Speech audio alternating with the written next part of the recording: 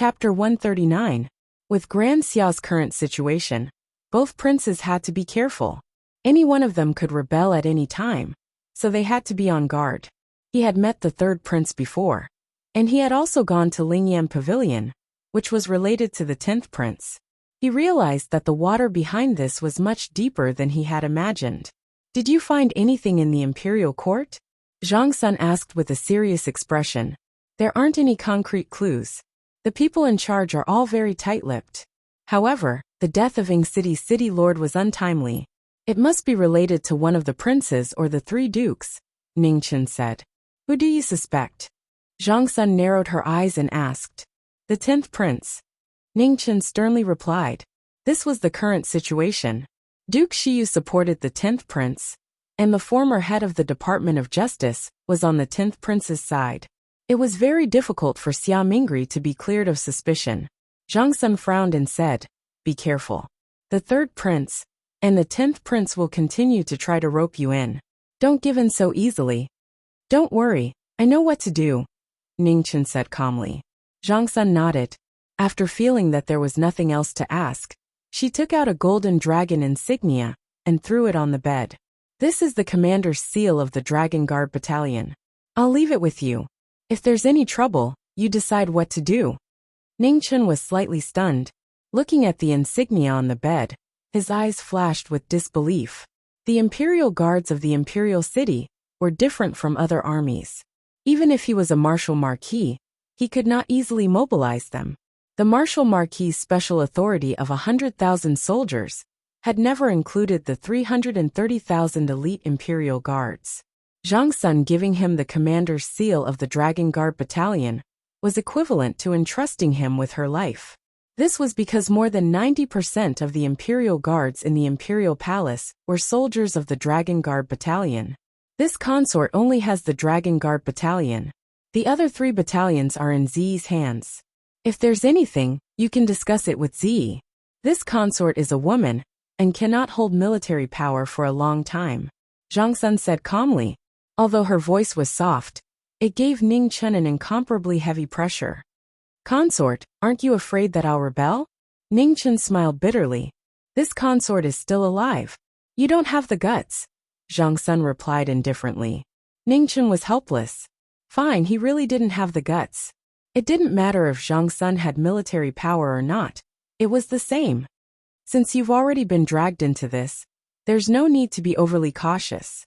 If anything happens, I'll take care of it. As long as I'm still alive, no one in the imperial city will dare to touch you. All right, I'm going back. There are still many things to do in the palace, and I don't have time to stay here. With that, Zhang Sun got up and left. Before she left the room, she paused and said calmly, The cake is good. When you have time, go back to the palace and teach Qing Ning how to make it.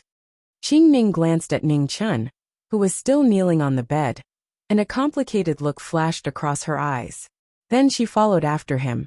The 2 of them left in such a carefree manner that Ning Chen was left alone, unable to speak for a long time. Mingyu sat by the table and quietly watched the bad guy ponder in silence, not daring to disturb him. Your Highness, the burden you've given him is too heavy, Qing Ning said worriedly after leaving the Jiming Marquis residence. To others, these rites might be an honor that could only be chanced upon by luck, but to Ning Chen, it was only a burden. I know what to do, Zhang Sun sighed softly. This was the most difficult time for Great Xia. In these days, she had already felt that she was seriously powerless. Although Zi was trustworthy, he was too upright. Now, she could only entrust Ning Chen to her.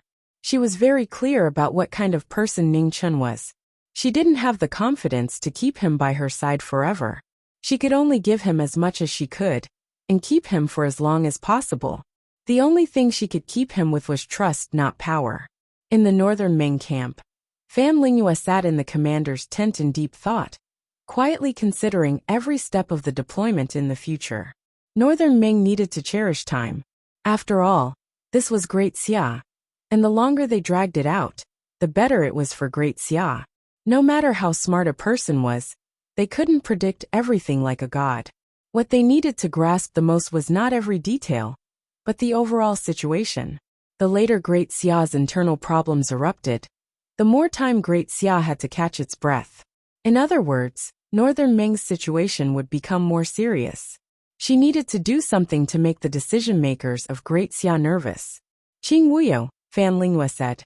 Present. Qing Wuyo entered the tent and knelt down. Send someone to secretly contact the third prince of Great Xia. Tell him that I want to talk to him, Fan Lingyue ordered. Qing Wuyo was startled and subconsciously asked, what if he rejects? It doesn't matter. Whether it succeeds or not is not important to us. You just need to send someone over. If he rejects, continue to send someone to talk to him, Fan Lingyue instructed. Yes. Qing Wuyo received the order and left. He still didn't understand what the military advisor was trying to do. Fan Lingyue stood up and walked to the front of the tent, silently looking in the direction of Great Xia's imperial city. Today was Mingyue's birthday. Was she doing well? Cough cough. Suddenly feeling a tightness in her chest, Fan Lingyue covered her mouth and coughed lightly. Drops of blood flowed out and dripped down from her palm. Your body can't hold on for much longer. Unknowingly, Mu Qingxue walked in front of the commander's tent. She was dressed in white, and her beautiful face was as calm and cold as before. It's fine. While speaking, Fan Lingyue's eyes flashed with exhaustion. No matter what, she had to hold on. She had already fought until here, she couldn't fall short.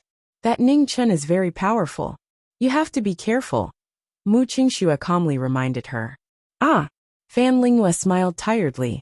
After a while, she slowly asked, Mu Qingxue, I've always been curious about something. Since you remember everything, why did you only forget about him? She had long known that Ning Chen had gone to Sword City. In this world, there were very few people who knew that Mu Qingxue was the one who had tried to assassinate Emperor Xia. Coincidentally, Ning Chen had entered the palace at that time. The two of them had met each other, which was logical but also inconceivable. Mu Qingxue's expression didn't change. He indifferently said, I naturally don't need to remember unimportant things. There's nothing to be curious about. Hearing this, Fan Lingyue smiled and didn't ask any more. What happened between them wasn't important to her. What was important was that Mu Qingxue represented Sword City. That was enough. In this world, anyone could surrender to Great Xia. Only Sword City couldn't. Therefore, she could still maintain her trust in Mu Qingxue and Sword City. Jiming Marquis Manor. After Zhang Sun left, Ning Chen didn't leave the manor for 2 days. During this time, Su Fian sent someone to send an invitation to Ning Chen, inviting him to participate in Yinhe's new courtesan gathering 3 days later. The top courtesan assembly was held once a year. It was very lively, and was not inferior to the Lantern Festival. Every time, it would attract a large number of scholars and beauties. High officials and nobles in the imperial court were also not rare. Ning Chen looked at the invitation, and casually threw it to the side. Mingyu curiously took it and looked at it. She asked, what kind of place is this Lingyuan pavilion? A brothel. Ning Chen honestly replied. Mingyu purposely dragged out her voice. Her small face was full of disdain. A bad person was indeed a bad person. He even received this kind of invitation. Little girl, what are you thinking about? Didn't I tell you before that I stayed there for a period of time? Ning Chen unhappily said. You also didn't say it was a brothel. Mingyu continued to look down on him. I didn't say. Ning Chen was astonished. You didn't say. Mingyu nodded with certainty. Ning Chen rubbed his nose. Could it be that he really didn't say? He had said too many words to fool people. He really couldn't recall them all at once. Are you prepared to go? Mingyu asked quietly. Do you want to go? Ning Chen didn't answer, but asked back. Mingyu hesitated for a moment, but in the end, curiosity won over reason. She nodded and said, yes. Then let's go. Ning Chen smiled lightly. Bringing a child to a brothel, this was probably something only he would do. However, the courtesan gathering was different from usual.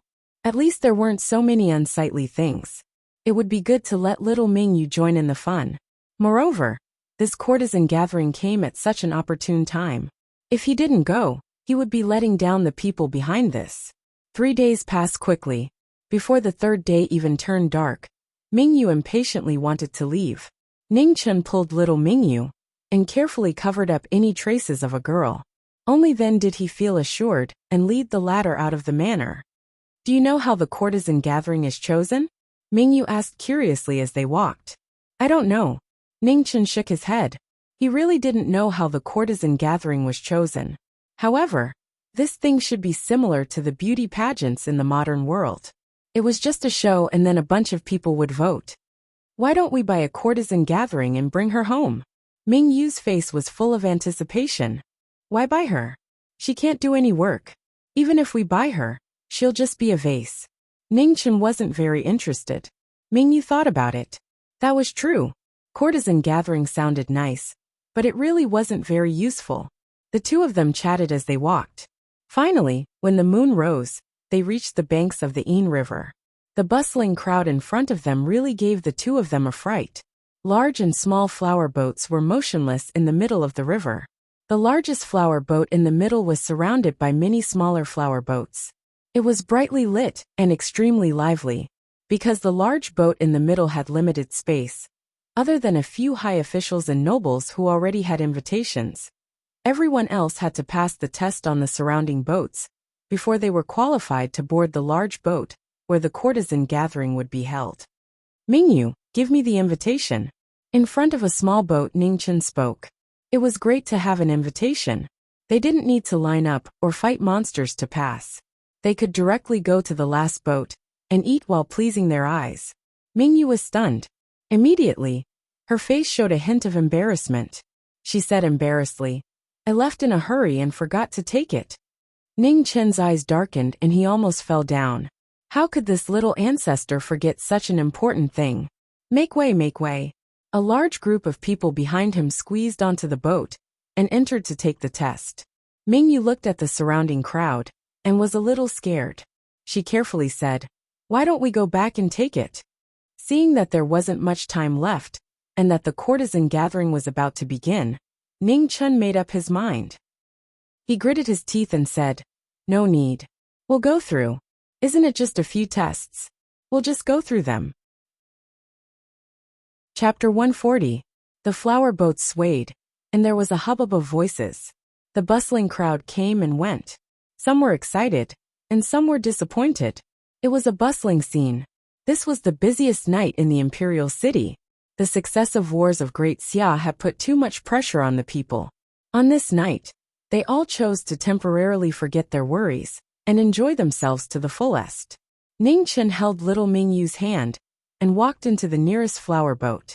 The first thing that entered his eyes were two gorgeously dressed ladies and four burly men.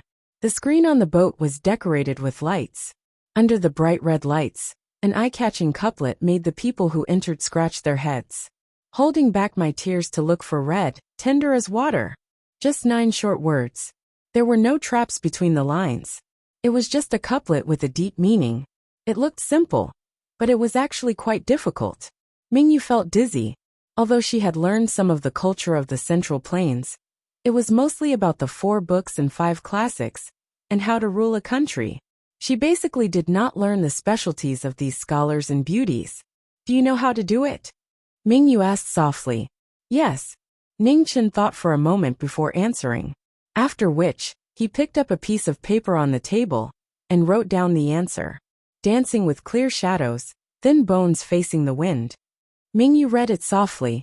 She did not understand, but it seemed to be very powerful. After handing over the paper, a voice sounded from behind the screen. Pass.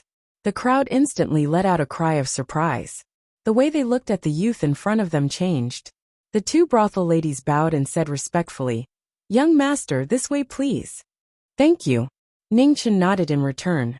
Then, he pulled little Mingyu to another flower boat. The flower boats in the Ain River were all connected. After passing the first test, one could cross the bridge between the boats and board the second test. There were also many people gathered on the second test. They all came from different boats. The couplet for the first test stopped a lot of people, but many people passed. However, when Ning Chun brought little Mingyu over, he saw that everyone was frowning, as if they had encountered a big problem. There were still 2 beautiful ladies and 4 men on the boat. They were guarding a screen. This was the question for the second test. On the screen, there were 5 words written clearly. Wing Chun does not see spring. This was a poem composition question, and the difficulty was obviously much higher than the previous one. Many of the scholars fell into deep thought. The Confucianism of Great Xia was flourishing, and there were many scholars. However, going too far was just as bad as not going far enough. After the Confucianism reached its peak, it showed signs of decline. The scholars now were not as good as before. Most of them were reluctant to part with the false reputation they had left behind in the brothel. The ancient style no longer existed, and the number of true scholars was becoming fewer and fewer. The two of them stopped in front of the screen for a moment. "Will you?" Mingyu raised her head and asked again. "Yes," Ningchen replied. When the people who were still thinking saw someone raise a pen to answer, they immediately gathered around. Pei returns to the light snow, as if cherishing the bright sun. Don't understand the cold wind and flowers. Turn over Ling Mei Lu Qi. The 5-character quatrains that were vividly written on the paper did not contain a single word of spring, but they described the scenery of winter leaving and spring coming in vividly. Good poem. Everyone present had some knowledge of poetry. They could tell at a glance that the poem was outstanding. The young man in front of them was a genius. After the answer was sent to the screen, the result quickly came out. There was no superfluous words. There was only one word: pass. Ning Chun and little Mingyu successfully passed again. Under everyone's envious gazes, they walked to the next flower boat. "Who is this person? Why haven't I seen him before?" Someone asked curiously. "That's right. Logically speaking, such a talented person shouldn't be unknown," a blue-clothed man around 30 years old replied. "Unfortunately, I forgot to ask for his name," the previous person said regretfully. "Forget it. There's no point in thinking about this. Let's think about how to pass this stage first," the blue-clothed man replied. At this time, many people who had passed the first stage had begun to gather on the boats for the second stage. After seeing the questions, they all shook their heads. This year's questions were even more difficult than last year's. But, behind the screen, another voice of rejection rang out. In a short while, this was already the 7th person. There were good and bad poems. It wasn't as if one could pass just by writing it. "It's so difficult. Who can pass?" a newcomer complained. "She'll lower your voice. Someone already passed," the blue-clothed man beside the young man said. "So fast?" The young man was shocked. The blue-clothed man whispered a few words into the young man's ear. Immediately, the young man was so shocked that his mouth fell open. "How come I've never heard of such a person?" The young man was very puzzled. "I don't know. Right now, everyone is guessing who this person is." The blue-clothed man shook his head. Ning Chun, who had already left, naturally didn't know what was happening behind him. At this time, he and little Mingyu had already boarded the 3rd boat. "Can you?"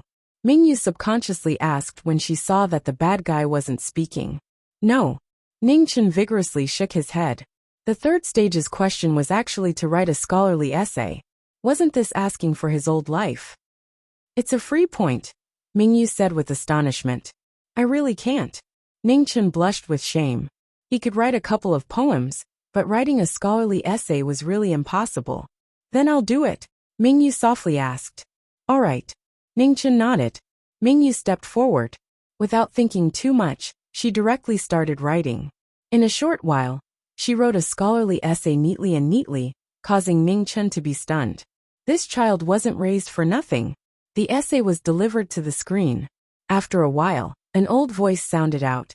"Your literary talent isn't bad. Pass." "Of course, don't you see whose child you are?" Ning Chun very proudly said. He looked happier than if he had passed himself. After passing the 3 stages, the 2 of them were the first to board the last big boat. Mingyu was a child and didn't take up a spot. She just had to follow the adults. The 2 of them worked together perfectly. Passing the 3 stages was as simple as drinking water. After quietly boarding the big boat, they quietly found a corner to sit down. Inside the boat, the figures of rich and powerful people could be seen everywhere. They all came with invitations. Ning Chun swept his eyes over them. He basically didn't recognize any of them.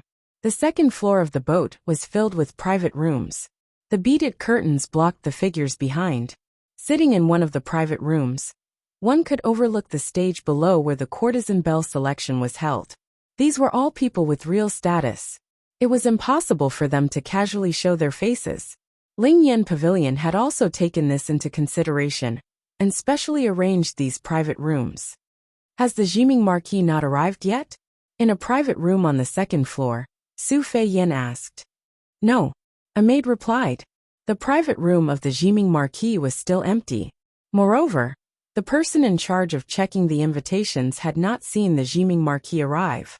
Su Fei Yen frowned. This didn't make sense. How could the Jiming Marquis not come? Send someone to continue waiting. Once there is news, immediately report back. Yes, Mississippi. The maidservant bowed and quickly retreated. In the corner of the banquet, the woman in charge of pouring wine looked at the two people in front of the table strangely. There were actually people who went to the brothel to take care of children. It was said that rich and powerful people had many strange habits. When is it starting? Mingyu looked at the stage in the center of the banquet and asked. Don't worry, it should be soon. Ning Chun replied softly. Before he finished speaking, the sound of a zither rang out. Immediately, the entire boat quieted down. The sound of the zither was faint, quietly seeping into the hearts of everyone present. Ning Chun quietly drank his wine. Thoughts flashed through his mind. This Su Fei Yan's identity was really hard to fathom. Just by using the sound of the zither, she was able to affect people's minds. This kind of cultivation technique was rare. It seemed that when he returned, he would have to ask his seniors to see if he could obtain any useful information. The sound of the zither was very pleasant to listen to. It was like a clear spring.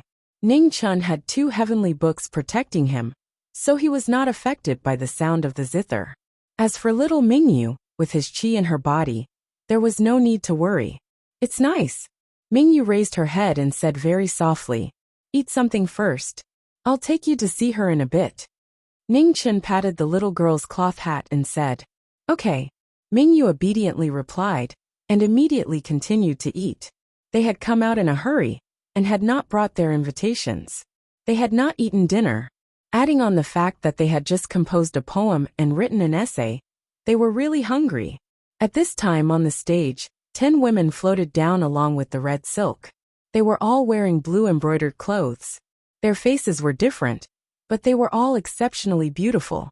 Accompanied by the sound of the zither, they began to dance. Everyone's gaze was immediately attracted to them. They were unable to take their eyes off them. Ning Chun and Mingyu raised their heads and glanced at them. Then they lost interest and continued to eat. The two of them had seen too much dancing. There was no lack of singing and dancing in the palace. This mangosteen is so hard. Mingyu held a stalk of mangosteen. After pinching it for a long time, she still could not open it. Here. Ning Chun took it and crushed it. Then he fed it to the little girl one by one. Mingyu did not feel embarrassed. She took it and ate happily. It's quite sweet. Ning Chun also stuffed a piece into his mouth and commented. Mangosteen was not easy to preserve. It spoiled easily. Only the rich and powerful could eat it. On the side, the maid looked at the two of them, and her expression became even more strange. The two of them had been eating since the beginning, and did not care about anything else. Their behavior was too strange. Ning Chen's skin was so thick that it was hard to measure. He did not care about the maid's opinion at all. As for Mingyu, as an empress, she could not care about everyone except for the people she cared about. It was unrealistic for an empress to consider the thoughts of a servant. Is the Marquis Jiming here? Seeing that the competition could not be delayed any longer, Su Fian's hand stopped playing the zither. Reporting to Miss, he hasn't. A maid respectfully replied. Don't wait any longer. Let them begin. Su Fian frowned and ordered. Yes. The maid accepted the order and left. In the corner of the banquet, hearing the zither music disappear, Ning Chun raised his head. His eyes narrowed and he softly reminded. Mingyu, it's about to begin. As soon as his voice fell, on the stage, 5 beautiful figures slowly descended. Their red clothes were like blood. They were so beautiful that people could not take their eyes off them. When the 5 of them arrived at the same time, their superior temperament and appearance instantly caused the surrounding 10 beautiful figures to lose their splendor. Chapter 141. Each of the 5 most beautiful women in red had a breathtaking appearance, especially the one in the middle. She was so beautiful that it was suffocating. The zither in the middle played softly. Her enchanting figure was accompanied by a beautiful sound, making her the most dazzling figure of the day. The 4 women in red danced, their red sleeves moving together, shaking everyone's minds. Since ancient times, it was no wonder that heroes were attracted to beauties. Beautiful women were a source of trouble. This was not because the women were evil, but because the men's willpower was often weak in front of beautiful women.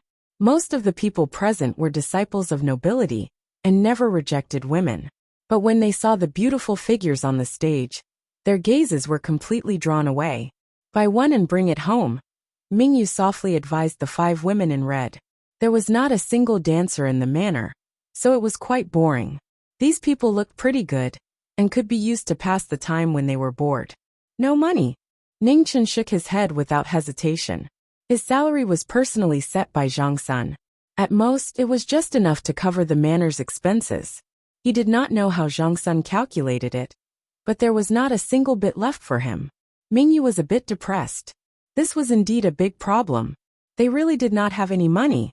She had been the emperor for 7 years. But this was the first time she had seen such a miserable Marquis. The salaries of court officials were usually fixed. She had never seen someone like this who even had his salary controlled. Not long after, the courtesan competition began. As expected, the results were decided by the votes of the people present. However, this vote was not for free. It was bought with money. The 5 women in red on the stage were all famous courtesans in the imperial city. They had a large number of suitors, and among them were not ordinary nobles. Spending money was never a problem. I'll give you 10 taels to play with. Ningchen took out a small ingot and gave it to Mingyu. I choose the one in the middle. Mingyu happily took the ingot.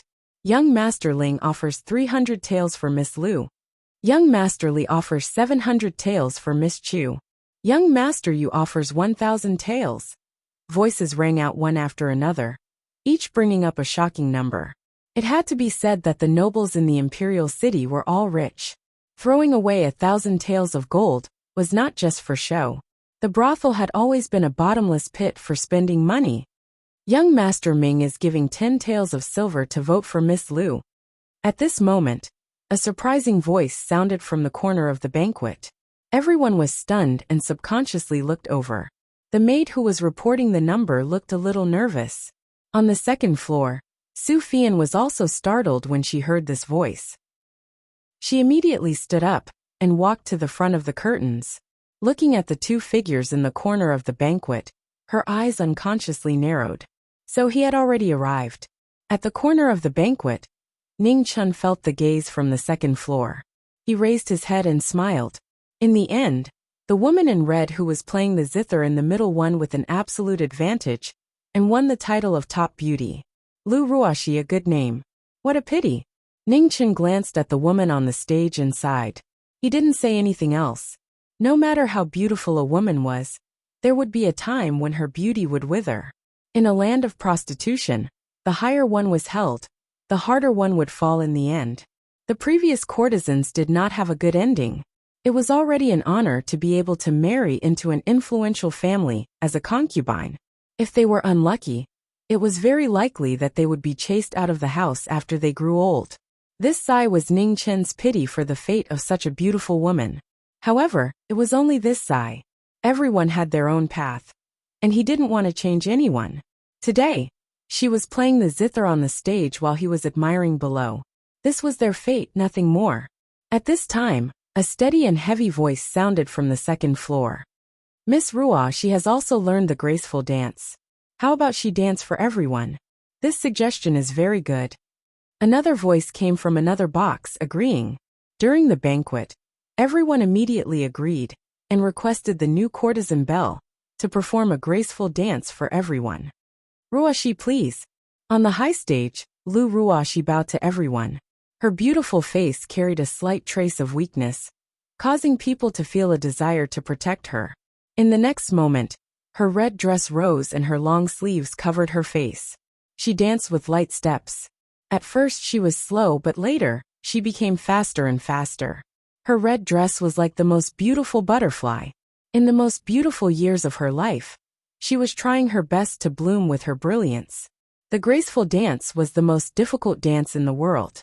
In the past, Su Feiyan's graceful dance had shaken the world. Today, she reappeared again, and was still so stunning that people couldn't take their eyes off her. Everyone was intoxicated by her beauty. After tonight, it would be difficult to forget. Swish! At this moment, a bright sword light flashed in front of everyone's eyes, piercing towards the beautiful figure dancing on the stage. It was so sudden that no one could react in time. Ningchen saw it, but he didn't make a move. On the second floor, Su Feiyan also didn't make a move. Her calm eyes were ruthless and indifferent. Time seemed to stop. On the high stage, Lu Ruoxi's eyes shrank fiercely. Her beautiful face turned pale, but she was powerless.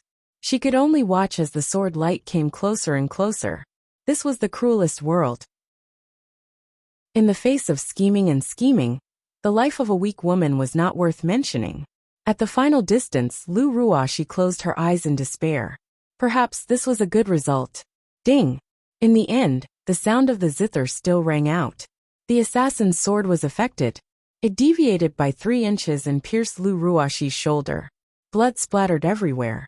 During the banquet, everyone finally reacted. A few military disciples immediately rushed forward and fought with the assassin. In the corner, Ningchen was still quietly drinking wine. It was as if all this had nothing to do with him. "Are you not going to help?" Mingyu asked softly. "No need." Ningchen shook his head. "Oh." Mingyu nodded and didn't ask any more questions.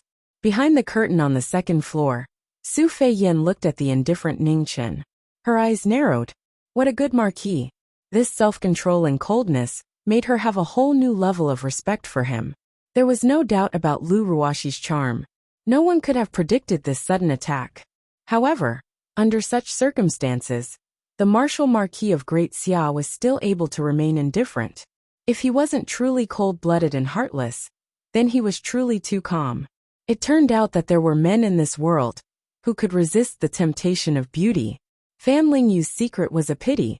If the hero didn't save the beauty, then the rest of the play would be difficult to continue. Su Feiyan's fingertips once again plucked the strings of the zither. On the high platform, the assassin was hit in the chest by a military disciple. Blood spurted out, and the assassin fell straight down. The scene was chaotic for a while. However, Ning Chun and Mingyu still sat quietly in the corner, watching this farce. "Young lord, young lady invites you." After a long time, a young girl dressed as a maid walked over and respectfully bowed. Ning Chun stood up, not surprised at all. He had never thought that this was just an ordinary courtesan's gathering. Su Feiyan would definitely send someone to invite him. This was an unquestionable matter. The maid walked in front while Ning Chun pulled little Mingyu behind her. Because of what happened just now, everyone's attention was attracted, and no one cared about the three's departure. On the second floor, behind the beaded curtain, 2 people sat. One was Su Feiyan, and the other was Lu Ruoxi. Looking at them from a close distance, the injured Lu Ruoxi's expression was somewhat weak. She looked even more lovely. After Ning Chun and Mingyu arrived, Su Feiyan spoke. "Ruoxi, you can leave first." "Yes." Lu Ruoxi bowed and immediately retreated. Su Feiyan poured a cup of tea and placed it in front of Ning Chun. Intentionally or unintentionally, she asked, "What does young lord think of Ruoxi?"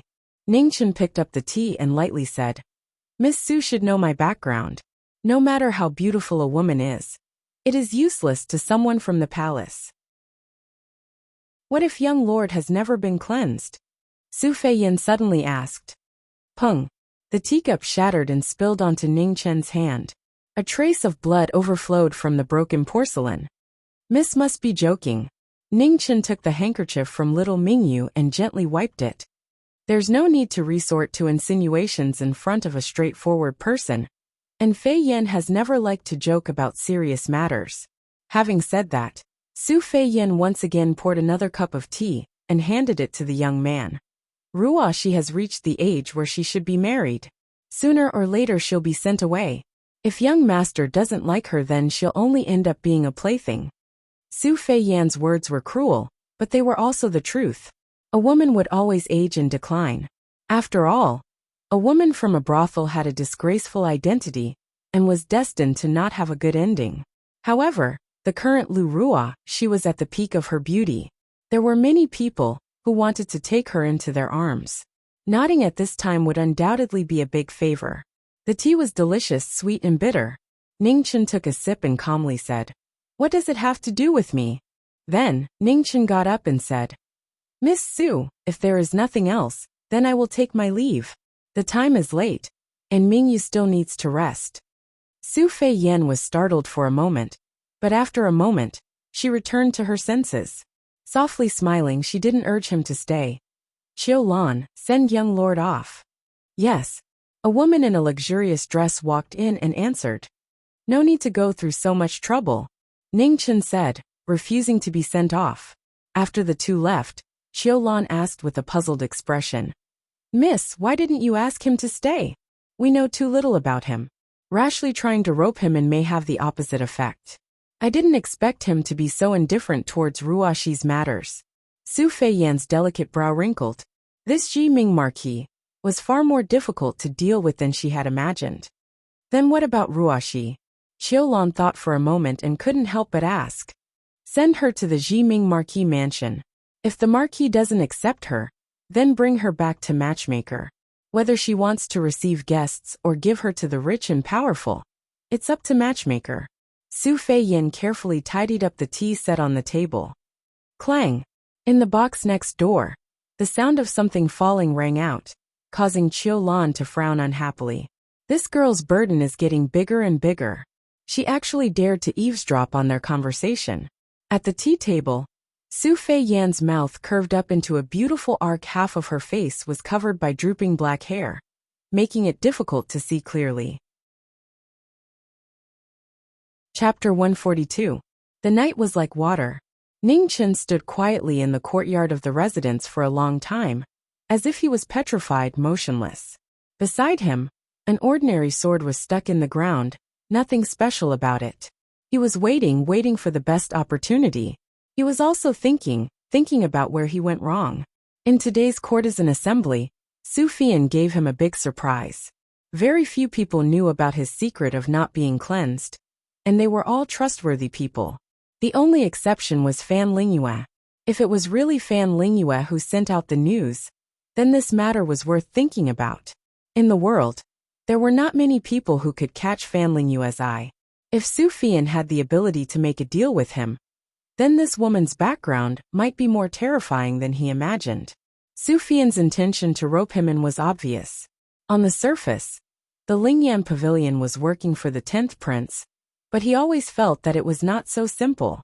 The change of ownership of the Lingyan Pavilion came too suddenly. Su Feiyan had been hiding in the imperial city of Xia Kingdom for so long. It was impossible that she was just a secret chess piece of the 10th prince. The battle for the throne of Xia Kingdom had reached the most intense moment, and it was not surprising that there would be any changes. What he needed to do was to do everything possible to keep the changes out of the picture. Zhang Sun gave him the commander's seal of the Dragon Guards. It could be said that he had put down the greatest trust and power, and he could not afford to let it down. The road from the palace gate to the heavenly mandate hall was his bottom line. Before the situation was clear, no one could think of stepping in. The night was getting darker, and the brightly lit imperial city was also gradually dimming.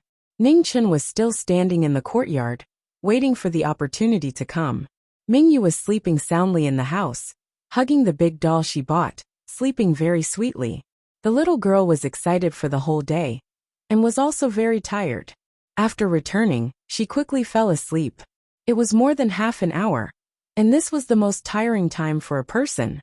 However, the figure in the courtyard put on the devil mask, pulled out a sword, and moved quickly in the direction of Yin-He.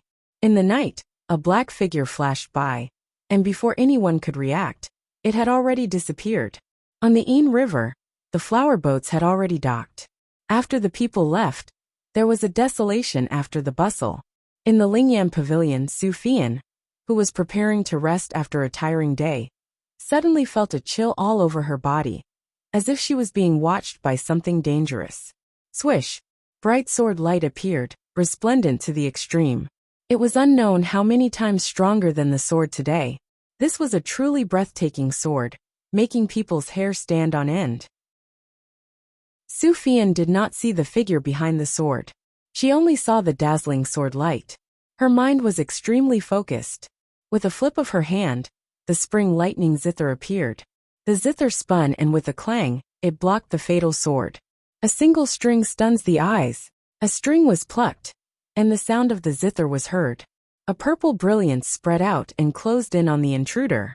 The earth suddenly trembled, and a stone slab flew up. With a bang, it collided with the purple brilliance, blocking the power of the string. As the shockwaves spread out, the two of them took a step back and temporarily separated. Miss! At this moment Qiu Lan, who was next door, pushed open the door and entered. When she saw the black-clothed figure in front of her, her face was filled with anger. Be careful! Su Fei Yan's expression was solemn as she reminded. The person who came was not ordinary.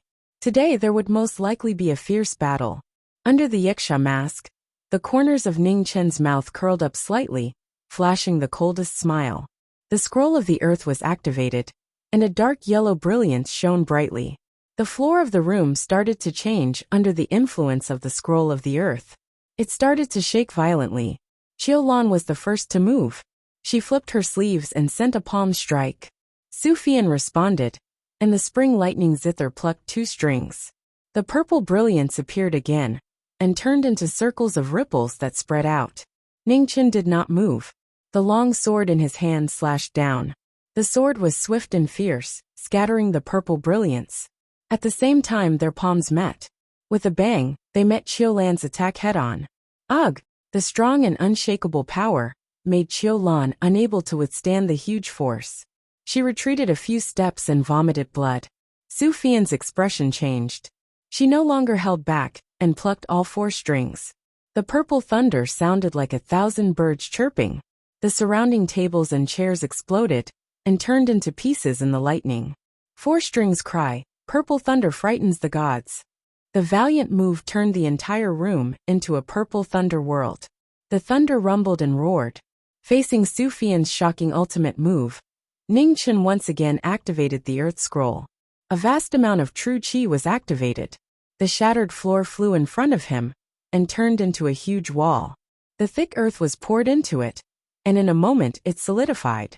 In the next moment, the purple thunder crashed into the huge wall. The sky was filled with shattered stones.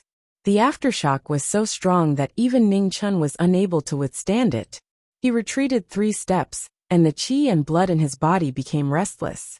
On the other side, Su Fian was not feeling well, because she had forcefully activated the power of the 4 strings.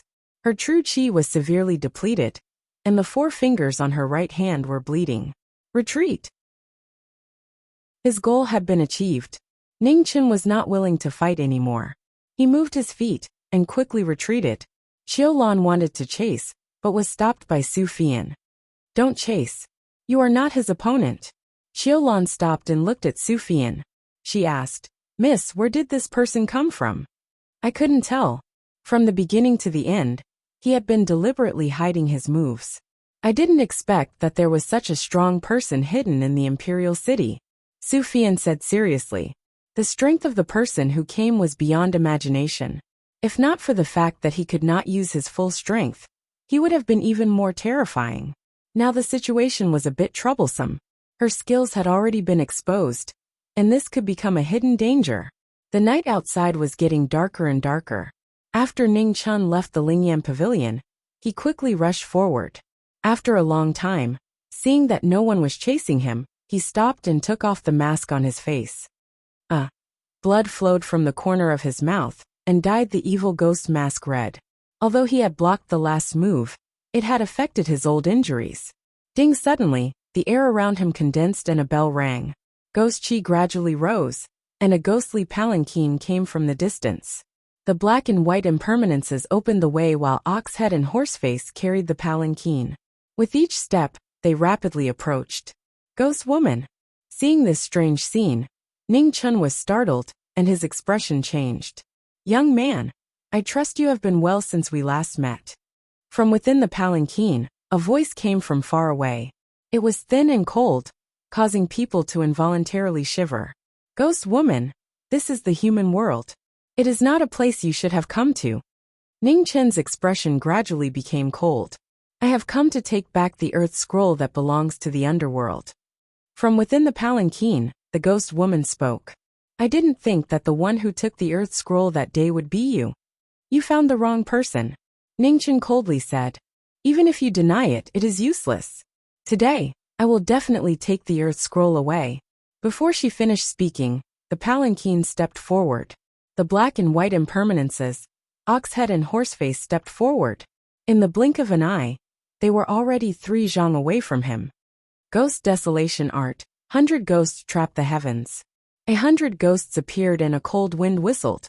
One after another, ghostly figures flew out from the palanquin. In the blink of an eye, they trapped the surrounding area. Ning Chen retreated, his expression heavy.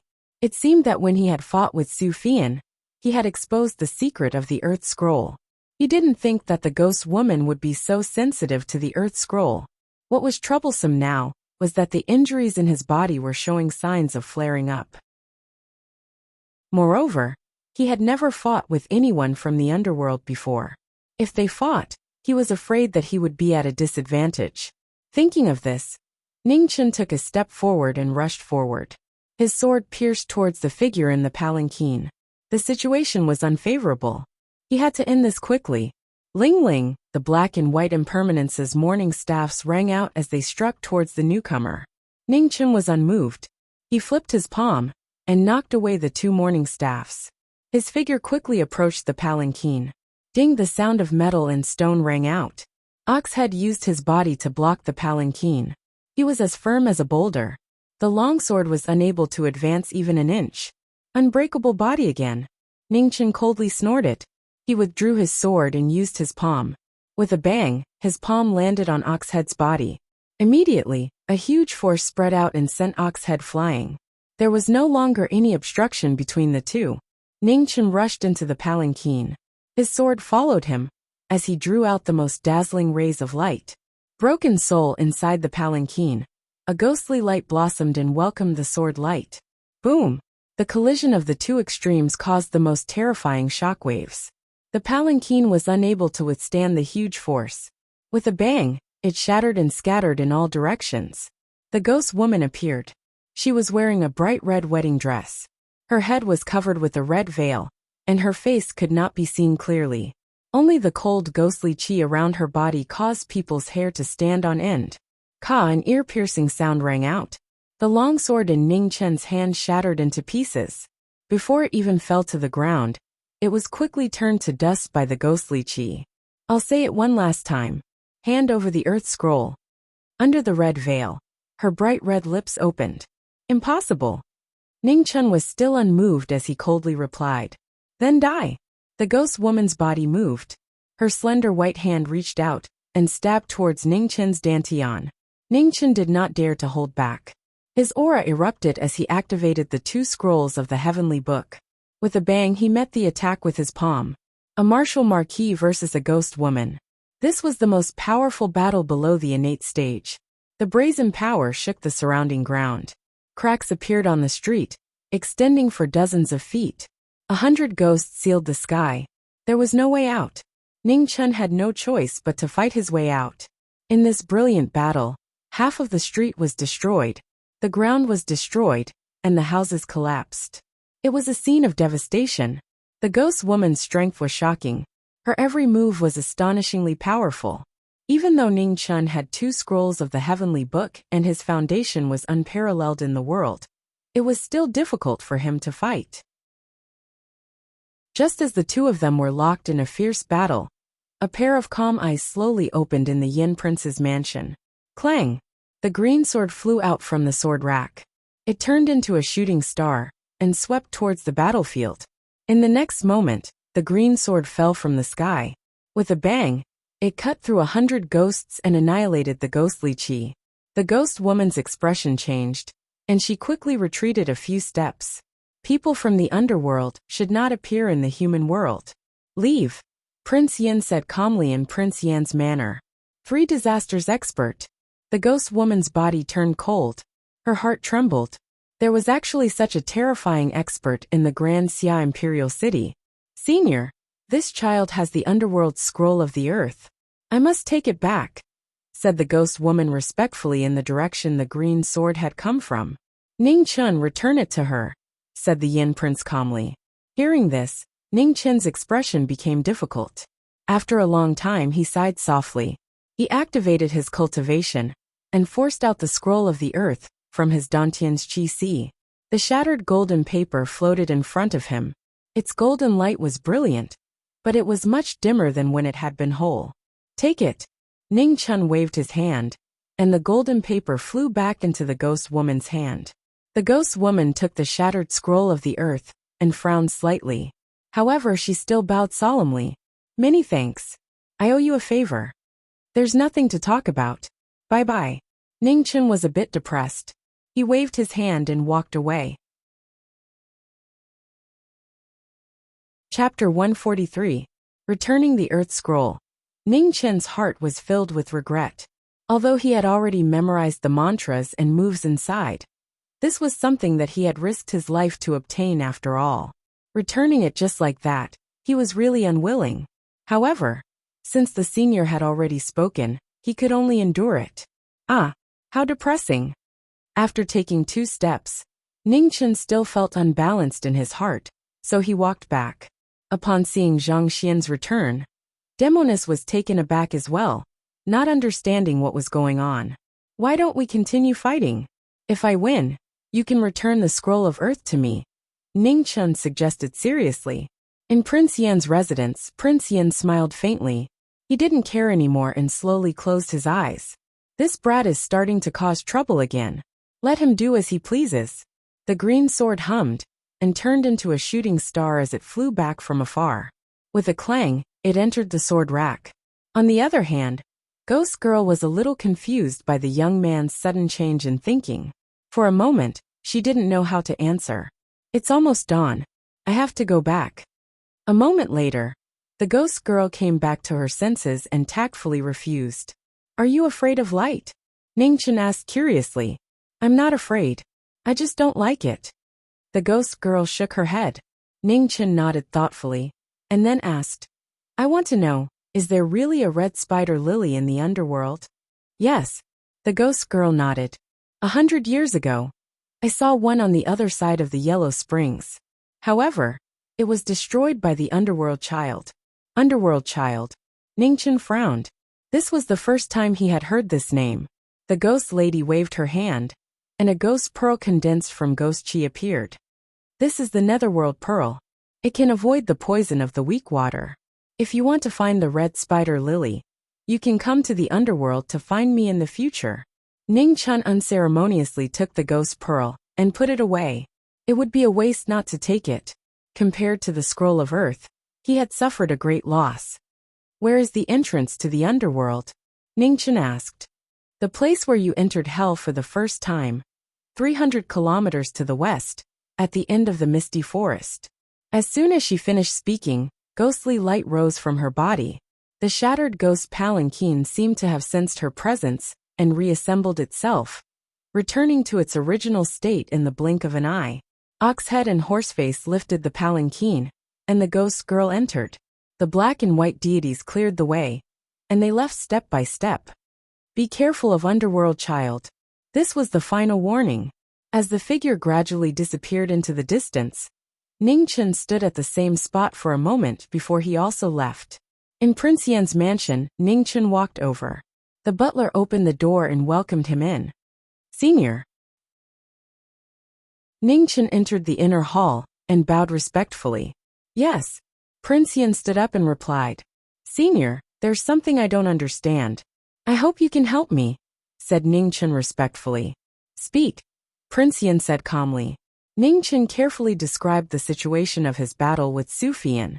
This was the first time he had seen such a technique, and he was not used to it. Hearing Ning Chun's description, Prince Yan narrowed his eyes and said, It's the Spring Thunder Zither and the 7 Strings Heavenly Technique. If I am not wrong, This woman should be a descendant of the Hushi dynasty. Hushi dynasty. Ningchen frowned. He had heard of this name before. 1,000 years ago, the ancestors of the Great Xia dynasty conquered the north and south and defeated countless countries. The two strongest countries were the Zine Empire and the Hushi Empire. The Hushi dynasty was slightly weaker than the Zine dynasty, which was the strongest at that time. However, it still brought a lot of trouble to the Great Xia. Prince Yin nodded and continued. The Spring Thunder Zither is the national treasure of the Hushi dynasty. Combined with the 7 strings heavenly technique, its power is shocking. It is said that when the 7 strings are used together, even a 3-disaster realm expert cannot block it. Wasn't the Hushi dynasty destroyed?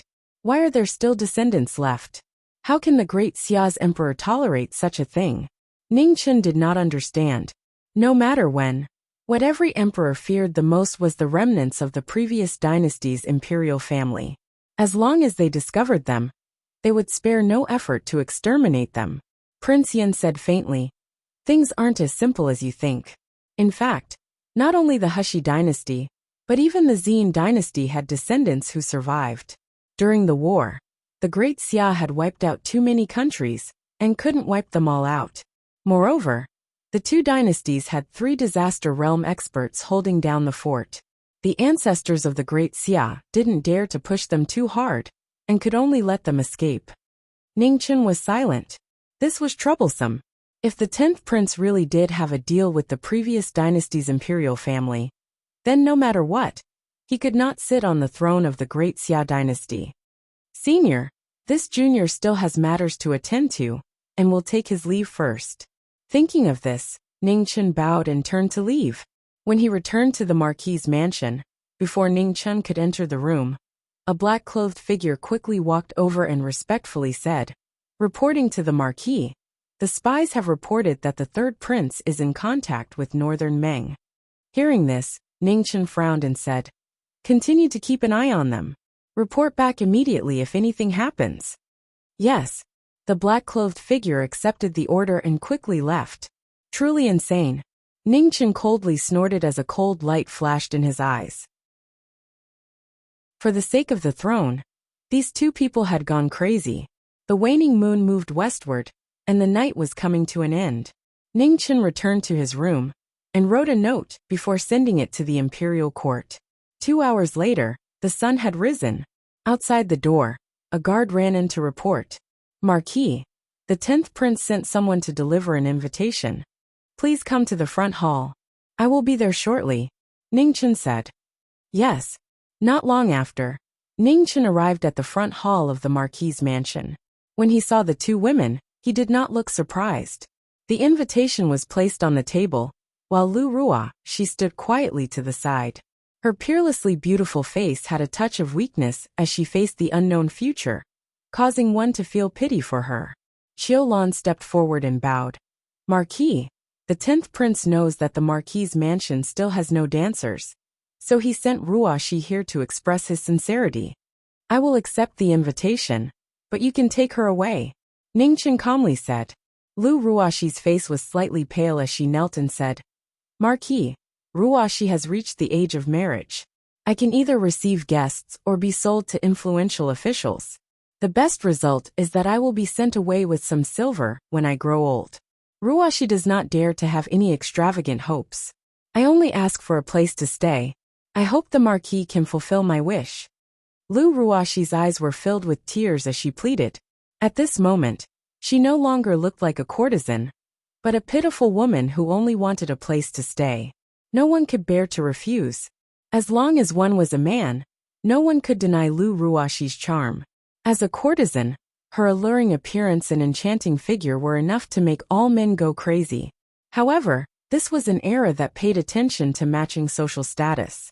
No matter how beautiful one's appearance was, it could not cover up their low status.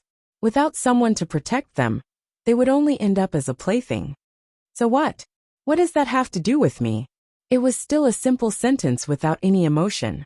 Ningchen was not moved at all, showing the coldest side of human nature. Hearing this answer, Lu Ruashi's tender body trembled, her face turned pale, and tears unconsciously flowed from her eyes.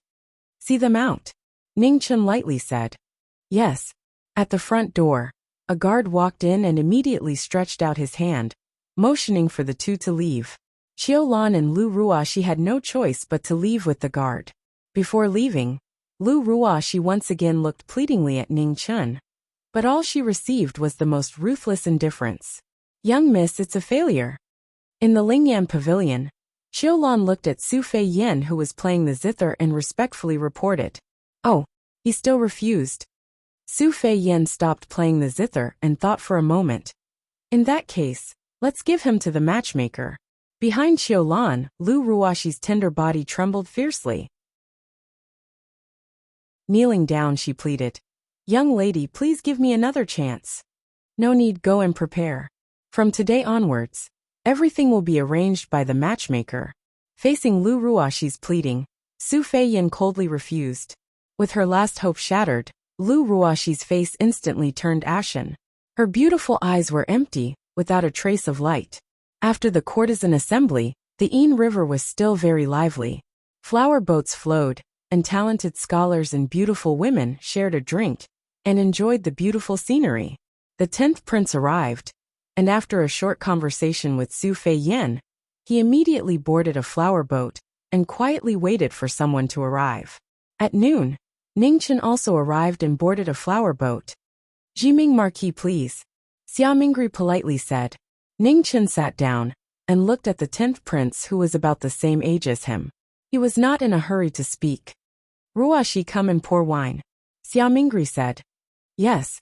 Lu Ruoxi walked over. Her eyes were lifeless and had lost a lot of color.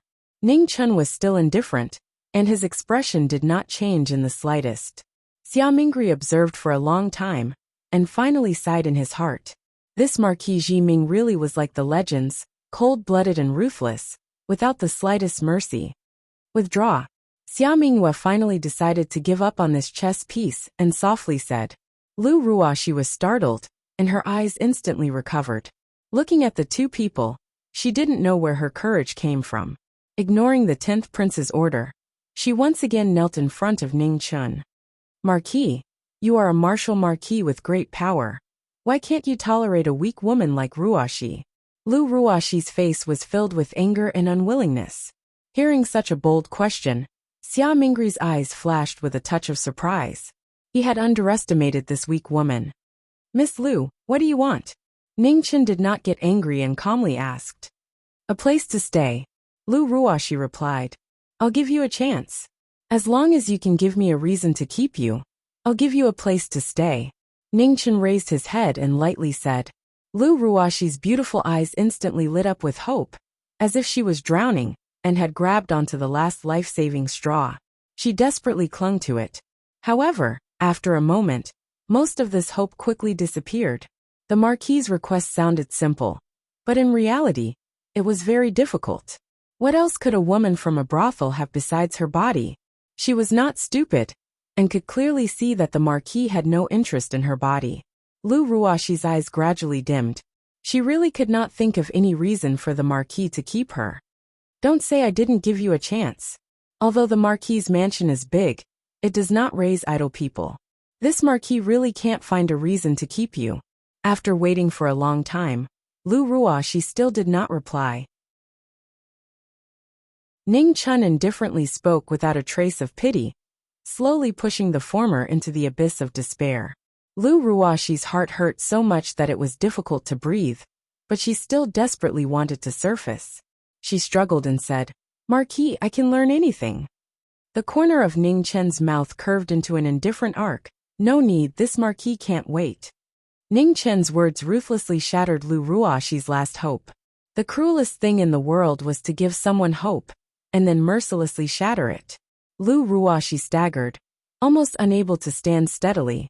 Her beautiful face had completely lost its color. Chapter 144. Ning Chun's ruthlessness made Lu Ruoxi completely despair. When a chess piece had no value, who would care whether it was gold or silver? Xia Mingri watched quietly without saying anything. It was a pity that this chess piece was lost. However, the target was the Marquis. If he was so easy to win over, he would be suspicious. The biggest variable in the imperial city was the Marquis in front of him. There was still a gap between his power and the third prince's. So winning over the Marquis was the most effective way. 10th Prince, you didn't ask me to come here for such a trivial matter. If you have something to say, just say it. Ningchen picked up his wine cup and asked calmly. Xia Mingri didn't beat around the bush and said bluntly, Marquis, I need your help. Why? Ningchen said lightly. The Marquis always has to choose between me and third brother. In the current situation, third brother does have a slight advantage. However, with your intelligence, you should be able to distinguish the difference between icing on the cake and sending charcoal in the snow. Xia Mingri said seriously. Ningchen took a sip of wine. When the wine entered his throat, it was scorching hot and intoxicating. 10th Prince, you only said half of it. The other half is that choosing you means I have to bear a greater risk of failure than choosing the third prince. Presumably, you should also know the consequences of failure. Why should I take this risk? Since ancient times, wealth comes from danger. The Marquis is already a martial Marquis. The next step is to become the head of the generals. However, with third brother's relationship with Jingwu Duke, I'm afraid this position will not be given to anyone. In other words, if the Marquis chooses third brother, the best result is to keep his position. Xia Mingri said seriously. Ningchen was silent and didn't answer. He showed a thoughtful expression. The Marquis should think about it carefully. The difference in strength between me and third brother is not insurmountable. Moreover, I don't know if the Marquis is aware that third brother has begun to secretly contact Northern Meng. Xia Mingri pretended to inadvertently reveal the truth. Ningchen was startled, and a touch of anger flashed across his face. Is this true? It's true. Xia Mingri nodded. His Highness, let me think about it. I will give you an answer in 3 days. Ningchen stood up, glanced at Lu Ruoxi who seemed to have lost her soul, and turned around to leave. However, at this moment, something unexpected happened. A streak of light appeared out of nowhere on one of the surrounding boats, piercing through the wooden planks of the cabin, and stabbing towards the 10th Prince. It was too late for Ningchen to make a move. At this critical moment, Xia Mingri subconsciously fell back and narrowly avoided the fatal sword.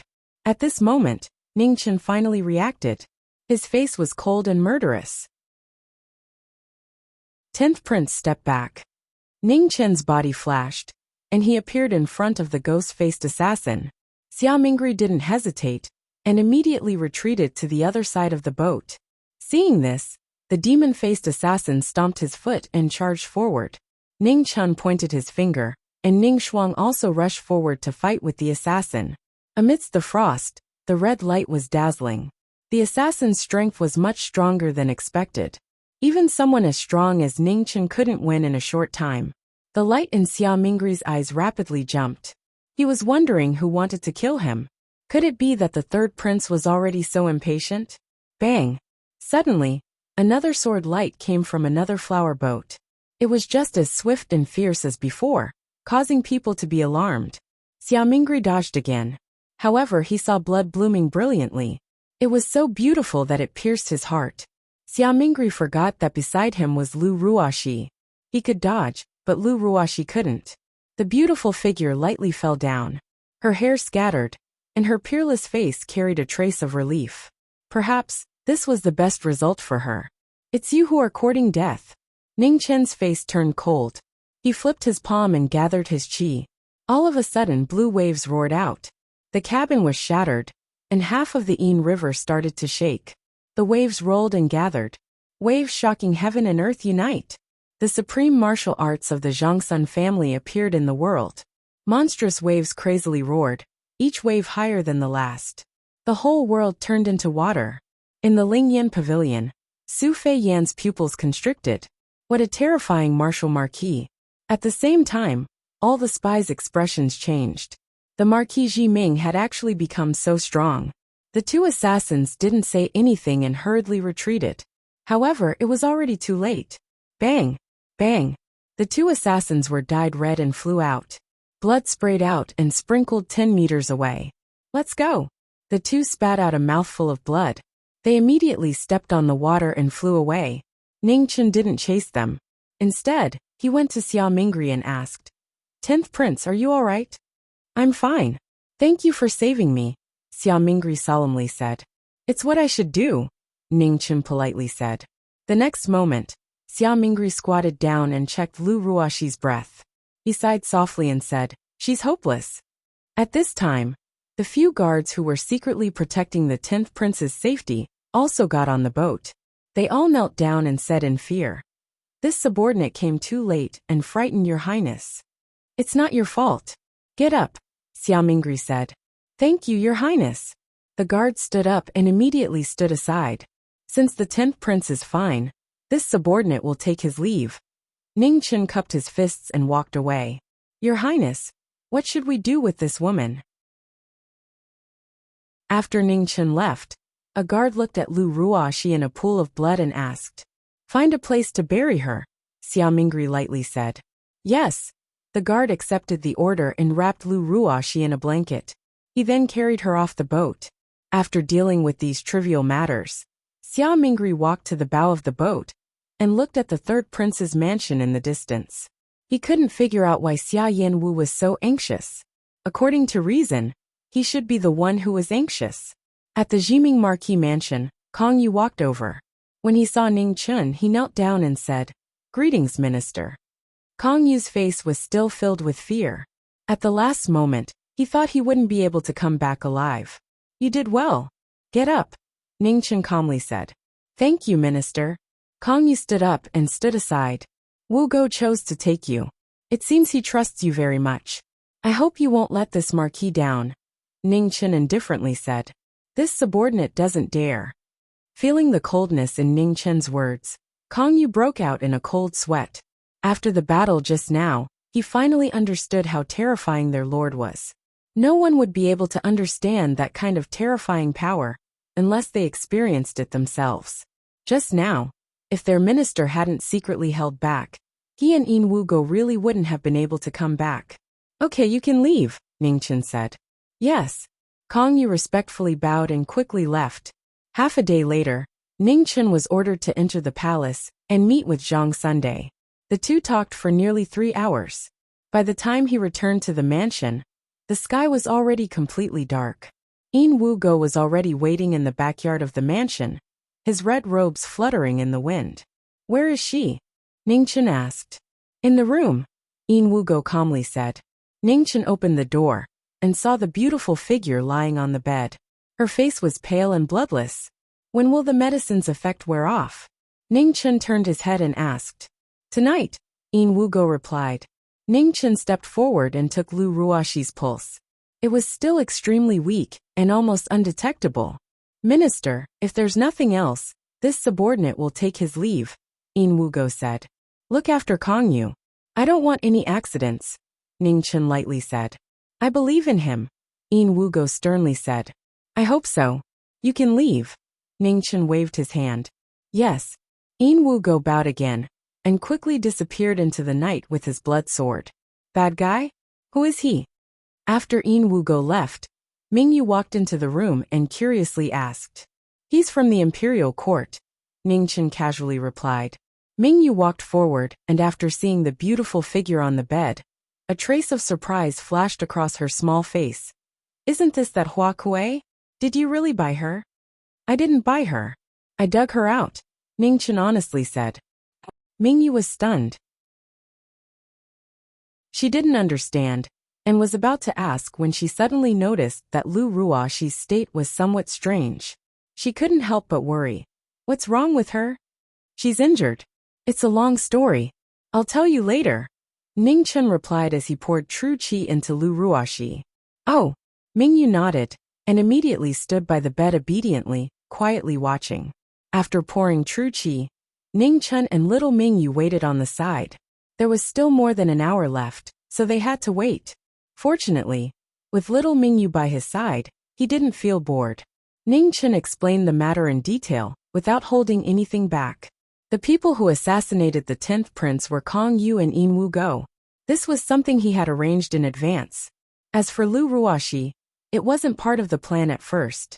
It was a temporary decision he made after boarding the ship.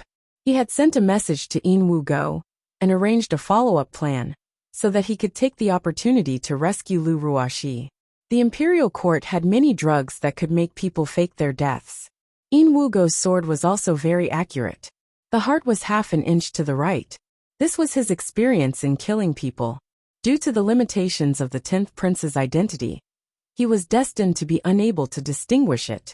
Through today's assassination, Ning Chen had a clearer understanding of the 10th prince of the Great Xia. There was no doubt that the 10th prince had always been hiding his strength.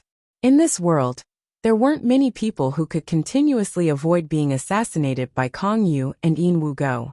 The fact that the 10th prince was able to do it was indeed somewhat unexpected. Thinking about it carefully, Ning Chen felt that something was very wrong. Now was the critical period for the fight for the throne.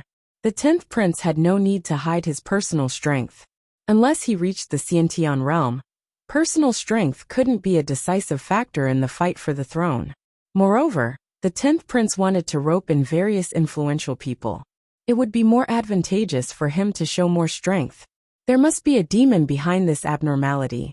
The 10th prince's actions didn't seem like he was deliberately hiding his strength, but more like he was guarding against someone. This person was definitely not him. The 10th prince had been hiding for a long time. He had only become a martial marquis not long ago. It seemed that the waters of the imperial city were much deeper than he had imagined. There were still many things he hadn't noticed yet. Ugh! At this moment, a painful groan came from the bed. Lu Ruoxi slowly opened her eyes. Her beautiful face was blank. The next moment, a calm voice sounded in her ears. This marquis has given you a place to stay. Chapter 145. For the next 2 days, Lu Ruoxi recuperated in the Marquis mansion. Although Yin Wugo's sword had avoided her heart, a woman's body was still weak. This time, she had lost so much blood that she needed to recuperate more carefully. For this reason, Ning Chen specially invited the shopkeeper of Duan Pharmacy to come over. The shopkeeper was a direct descendant of Zhang Sun's bloodline and was absolutely trustworthy. Moreover, Ning Chen's relationship with the shopkeeper was quite good. At least, that was what Ning Chen thought. Young Marquis Ning, the medicine fee this time is 350 taels. Plus the 730 taels you owed last time. That's a total of 1,080 taels. When are you going to pay it back? The shopkeeper asked indifferently. Cough cough. Ning Chen almost choked on his tea. How could he owe so much? Shopkeeper, please have some tea. Ning Chen hurriedly poured a cup of tea and brought it over. The shopkeeper was not polite. He took the tea and drank it in one gulp before continuing. Pay it back. Cough cough. Talking about money hurts feelings. I'll go ask someone to prepare dinner. We'll eat here tonight. After saying that, Ning Chen ran away and disappeared like a wisp of smoke. On the bed, Lu Ruoxi was dumbfounded. This was the first time she had seen this side of the Marquis. It was completely different from his previous cold and ruthless appearance. The shopkeeper packed up the medicine box while saying, Miss Lu, don't believe the rumors outside and don't be confused by superficial things. Your Marquis is a trustworthy person. Of course, the premise is that you have to obtain his approval. After saying that, the shopkeeper picked up the medicine box and turned to leave. Tell Ning Chen that I'm leaving. I remember the debt. Tell him to pay it back quickly. As a dignified Marquis of the Grand Xia dynasty, he can't even take out this much money. Isn't he ashamed? After he finished speaking, the shopkeeper left, leaving Lu Ruoxi alone in the room in a daze. Half an hour later, a pretty maid came over with a pot of decocted medicine. She carefully helped Lu Ruoxi up and helped her drink the medicine. Thank you. Lu Ruoxi softly thanked her. You're welcome. The Marquis asked me to come over. The maid smiled faintly and replied. After a moment of silence, Lu Ruoxi finally couldn't help but ask, what kind of person is the knowing destiny Marquis? The maidservant blew on the medicine in the spoon and brought it to the former's mouth, whispering, Master Ho is a good man. You will understand after a long time. When Her Majesty sent me here, I was also very scared. Master Ho's reputation outside is indeed a bit scary. However, after getting to know him, I found that Master Ho is actually very easy to get along with. He never gets angry, nor does he make things difficult for the servants. If we have to talk about his shortcomings, it is that he is a little poor. At this point, the maidservant couldn't help but laugh and continued, Our Marquis' estate is different from other places. I heard that the expenses of the estate are all personally transferred from the imperial household by the Empress. The Marquis himself doesn't have any money at all. After feeding him a bowl of medicine, the maidservant stood up and said with a smile, Well, I'll go out first. It's late. I have to boil the bath water for our young master. Compared with Master Ho, our young master is more difficult to serve. After the maid left, Lu Ruoxi leaned against the headboard and quietly thought about the conversation between the shopkeeper and the maid. Perhaps she really didn't understand this Jiming Marquis who saved her.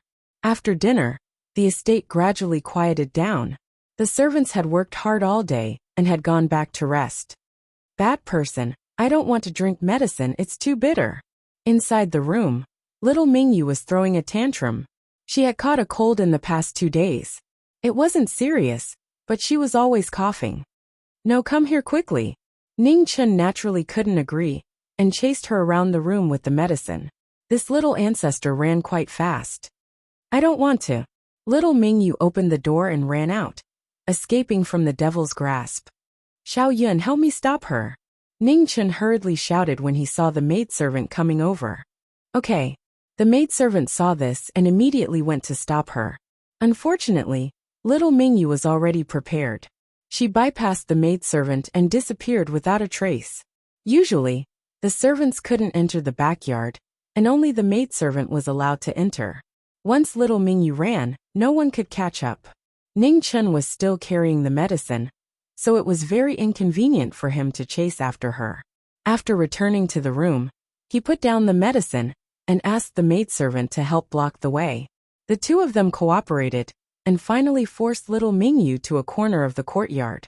Seeing that there was nowhere to run, Mingyu's big eyes rolled around, and she ran into Lu Ruoxi's room. Clang! When the door was closed, Mingyu ran to the bed, took off her shoes, and got under the quilt without saying a word. Lu Ruoxi was startled and didn't know what was going on. Ning Chun and the maidservant pushed the door open and saw the bulging quilt. They knew Mingyu was hiding inside. Mingyu, I saw you. Come out quickly, Ning Chun said. No. Mingyu poked her small head out and shook it vigorously. I'm going to catch you, Ning Chun threatened. Come on. Mingyu wasn't afraid at all. She wrinkled her small nose and provoked him. Ning Chun didn't know what to do. Men and women shouldn't touch each other. In this era, the distance between men and women was too serious. He couldn't go up and lift Lu Ruoxi's quilt. Xiao Yin, you go? Ning Chun turned his head and said. The maidservant nodded helplessly. It seemed that she was the only one who could do it. When Mingyu saw that the situation was not right, she lifted the quilt and jumped out of the bed. Half of the snow-white mountain range came into view. It was so white and dazzling that it made people dazzled. Ah! Lu Ruoxi cried out, and hurriedly covered herself with the quilt to block the exposed spring scenery. Ning Chun subconsciously turned around and smiled bitterly in his heart. This was a big joke. Mingyu touched her nose and felt a little guilty. She looked at Lu Ruoxi on the bed and comforted her. It's okay. If the bad guy doesn't want you, I'll marry you when I grow up. Lu Ruoxi was embarrassed and didn't know what to say. The maidservant quickly went forward and pulled Mingyu over. Little ancestor, quickly go back and drink your medicine. Miss Lu can't wait for you. Ning Chun went out and waited in the courtyard. When he saw little Mingyu come out, he deliberately put on a stern face. Mingyu came up and tugged at the bad guy's clothes. She cautiously asked, Are you angry? I'll drink my medicine obediently and won't run anymore. Mingyu continued. Don't be angry. Mingyu hugged the bad guy's arm and shook it vigorously. Ning Chun was dizzy from the shaking and reached out to knock the little girl's forehead. He helplessly said, Just this once. Let's go back and drink your medicine. Hee. Mingyu laughed happily and grabbed the bad guy's big hand with both hands. The medicine was still on the table. It was warm and just right to drink. Mingyu wrinkled her little nose and drank the medicine in one gulp. Ning Chun immediately handed over a pastry and fed it to the little girl. It's so bitter, Mingyu said unhappily. Good medicine is bitter. If you don't drink your medicine, you'll get sick. Ningchen patiently comforted her. Marquis, the hot water for the little young master is ready. The maidservant came in and whispered. And, you should also go back and rest. Ningchen said. Xiao Yin had to take care of 2 patients a day, and was very tired. Moreover, little Mingyu wasn't a master that could be served by ordinary people. This servant will take her leave. The maidservant bowed and walked away. Go take a bath and quickly go to sleep. Ning Chun patted the little girl's head, and prepared to go back to his room. I want to sleep with you. Mingyu grabbed the bad guy's arm and said pitifully. Ning Chun helplessly struggled and said, How old are you? Why do you still need someone to sleep with you? Listen to me and quickly go to sleep. I won't. Mingyu refused to let go. Ning Chun reasoned for a long time, but little Mingyu was still unmoved. He had no choice but to nod and agree. Little Mingyu had been unusually willful these past 2 days. Whenever a little girl was sick, she would throw a tantrum. Go take a bath first. Okay. Mingyu let go of his hand, and ran behind the screen to take off her clothes and take a bath.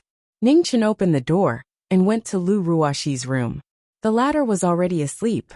Her beautiful face was slightly sickly pale, which made her look even more lovely. Ningchen focused his finger, and gently touched Lu Ruoxi's chest. A clear stream of true qi poured into her body, and helped her recover. After a quarter of an hour, Ningchen stopped, and immediately turned around to leave. After the door closed, Lu Ruoxi opened her eyes and her tense body slowly relaxed. It turned out that he only wanted to heal her. Ningchen returned to his room, and just as he was reading a book, little Mingyu ran over in her pajamas. Go to sleep, Mingyu said tenderly. Ningchen could only put down the book in his hand. Coaxing this little ancestor to sleep was the most important thing right now. I want to listen to a story, Mingyu said coquettishly as she leaned against the bad guy's chest. Ning Chun wiped the little girl's hair with a towel and asked, What story do you want to hear? Snow White, Mingyu said after thinking for a while. Didn't I tell you already? Why don't you change it? Ning Chun suggested. I want to hear it, Mingyu said unwillingly as she twisted her body. Okay, Ning Chun agreed. He couldn't afford to provoke a sick little girl, so he could only comply. In a faraway country, there lived a king and a queen. They longed for a child. However, good times didn't last long. Snow White's mother fell ill and passed away. The king married a new queen. The story wasn't short. Ningchen told it with great care. Little Mingyu fell asleep as she listened. A peaceful smile hung on her delicate and beautiful face. She looked extremely cute. Ningchen carefully laid the little girl down, and covered her with a quilt. Soon after, he quietly left the room. Marquis. A black-clothed figure appeared out of thin air and knelt down. How's the investigation? Ningchen asked indifferently. Grand Guardian and Duke Jingwu haven't found anything out of the ordinary for the time being. However, Duke Xiu did leave the imperial city a few days ago. Moreover, Duke Xiu's disciple Yin Maxiao has close ties with Peerless City. His intentions are unclear, the black-clothed figure said respectfully. Ningchen nodded and said, Continue to keep an eye on them. Report back immediately if there's any movement. Yes. The black-clothed figure accepted the order and quickly disappeared. After the scout left, Ningchen stood quietly in the courtyard and looked into the distance. His eyes narrowed slightly. There was indeed something wrong with Duke Xiu. He just didn't know if Grand Guardian and Duke Jingwu knew about this. The situation in Great Xia was already chaotic enough. If something happened to the 3 dukes, the situation would really be difficult to control. However, what worried him the most was Fan Lingyue. What kind of role did this woman play in this? In this world, no one understood this woman better than him. It was because he understood her that he was so afraid of her. Chapter 146. In the northern main camp, a constant stream of information came from the imperial city. The hidden chess pieces that Fan Lingyue had set up over the past 7 years were all working at this moment. In the commander's tent, every day there were orders that were quickly sent to the imperial city through eagles. The spies in Ning Chen's hands were also constantly monitoring every corner of the imperial city, reporting everything that they discovered, not missing a single detail. The imperial city was so big that there were countless nobles that needed to be paid attention to. There were also many shocking situations. Every day, Ning Chen was quickly filtering through the huge amount of information, judging what was useful and what was useless. When the 3-day deadline came, Ning Chen sent a letter to the 10th prince, promising that he would help him ascend the throne. Both of them understood that this was just an attitude, but a kind attitude was always the starting point of cooperation. Ning Chen was very clear that before long, the contents of these letters would spread throughout the imperial city. With the 10th prince's intelligence, he definitely wouldn't let go of this opportunity to strengthen his own reputation. Moreover, the 3rd prince would soon find him again. This was a world that valued strength after all. Even the 3 dukes and the eldest grandson couldn't recommend a prince with no power to ascend the throne. 2 days later, the contents of the letter were made public. The imperial city was shaken. Everyone was shocked by Ning Chen's choice. Everyone knew that Marquis Jiming was the most trusted person of the current empress. For him to make this choice, did it mean that the empress had already decided to make the 10th prince the emperor? The 3rd prince was the most surprised person. That day, he and Ning Chen could still be considered to have a pleasant conversation. He didn't expect things to change so quickly. Men, prepare the horse. In the Divine Wind camp, Xia Yinwu's expression was grave. Yes. The horse was quickly brought over. Xia Yinwu quickly rode out of the Divine Wind camp, rushing in the direction of Jiming Marquis Manor. Jiming Marquis Manor. When Xia Yinwu arrived, the old steward was already waiting in front of the manor. When he saw the former, he directly said, "The Marquis left this morning. 3rd prince, please come back another day." Xia Yinwu frowned. He waited for a long time before replying. "When Jiming Marquis comes back, tell him that I have something to discuss with him." The old steward respectfully bowed and said, "This servant will definitely pass on the message." Xia Yinwu left with confusion and doubt, as well as a trace of anger. In the Cloud Ridge village, more than 700 li outside of the imperial city, a figure slowly walked over. Ning Chen left the city to avoid the 3rd prince and suppress the bandits. The Cloud Ridge stronghold was located on the Cloud Ridge and was the biggest source of bandits in the surrounding area. The terrain was strategic and easy to defend, but difficult to attack.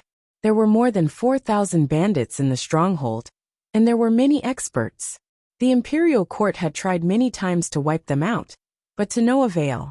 The imperial guards of Great Xia normally did not leave the imperial city, much less be used to suppress bandits. As for the surrounding city guards, they did not have much of an advantage against these bandits. Ning Chen had never believed that there were mountain bandits that could go against the imperial court. The reason they hadn't been exterminated was definitely because of human factors. He sent people to investigate for a long time, and found that there were level 9 experts on the mountain, and there was more than one. This place was too close to the imperial city. With such a group of people here, he was very worried. He did not care who had planted this hidden chess piece. Since he had found it, he would not let it continue to exist. The village was very lively. Ning Chen stood on a rock and watched quietly. Some people passed by from afar, but no one took him seriously. According to the spy's report, there were 3 fort masters in the stronghold, 2 men and 1 woman. All of them were at level 9. Their leader, the big creditor, had even reached the later stage of level 9. What surprised him even more was that the only female fort master was the head fort master. There were very few level 9 experts in the world. This could be seen from the Imperial Guards of Great Xia. The Imperial Guards of Great Xia had always been a gathering place for experts. However, even so, out of 10,000 Imperial Guards, there would not be one level 9 expert on average. Again, level 9 experts were not cabbages. For a small village to have 3 level 9 experts, even an idiot would know that something was wrong. "Sir." A woman dressed as a bandit walked over and bowed respectfully. "You did well." Ning Chen nodded and praised her. "Thank you for your praise." The woman lowered her head. "Get up. After tonight, you can leave the mountain." Ning Chen glanced at the village in front of him and said. The woman thanked him. After she got up, she hesitated for a moment and could not help but ask, Sir, how many people did you bring? Just myself. Ning Chen smiled calmly and said, It's just suppressing bandits. There's no need to make such a big fuss. The woman looked worried. Just as she was about to persuade him, Ning Chen stopped her. That's enough. You can go back. I know what I'm doing. Yes. The woman bowed helplessly and sighed in her heart. She did not know if Sir was too confident or arrogant. How could one person defeat more than 4,000 people in the village? Ning Chen did not explain. There was no need to. He had never planned on foolishly charging in alone. Yinling was such a good terrain. It would be a waste not to take advantage of it. On the plains, facing 4,000 bandits with many experts might have been a bit difficult. However, this was a mountain ridge. Horses could not run, and people could not surround him. He had all the time in the world to kill them one by one. As the sun set in the west, Ning Chen stood on a huge rock and waited for the sky to turn dark. The reason was simple. It was inconvenient to leave the mountain at night. He could not kill too quickly by himself. Of course, he did not want anyone to escape. Night did not have much effect on experts above level 9. However, not everyone on the mountain was level 9. The worry on the woman's face did not disappear. She had thought that Sir would bring the green-robed guards, or even the red-robed guards. She did not expect that in the end, only Sir would come. Night gradually fell. A light wind blew. As expected, it was from the east. Ning Chen stood against the wind. He pulled up a bundle of arrows from under the huge rock. He bent the bow of death and fired 3 arrows at the same time. His relaxed fingers brought out 3 beams of deadly light in the dark night. They silently streaked across the void and headed straight for the people patrolling the outermost perimeter. Poo pew pew. The 3 arrows sank into the throats of 3 people at the same time. There were no screams or cries of pain. Silently, the arrows pierced their throats. Blood sprayed everywhere. Ning Chen's hands were fast. He bent the bow and knocked the arrows. Unchanging, the black beams of light appeared one after another. There was no light or sound. There were only figures falling continuously.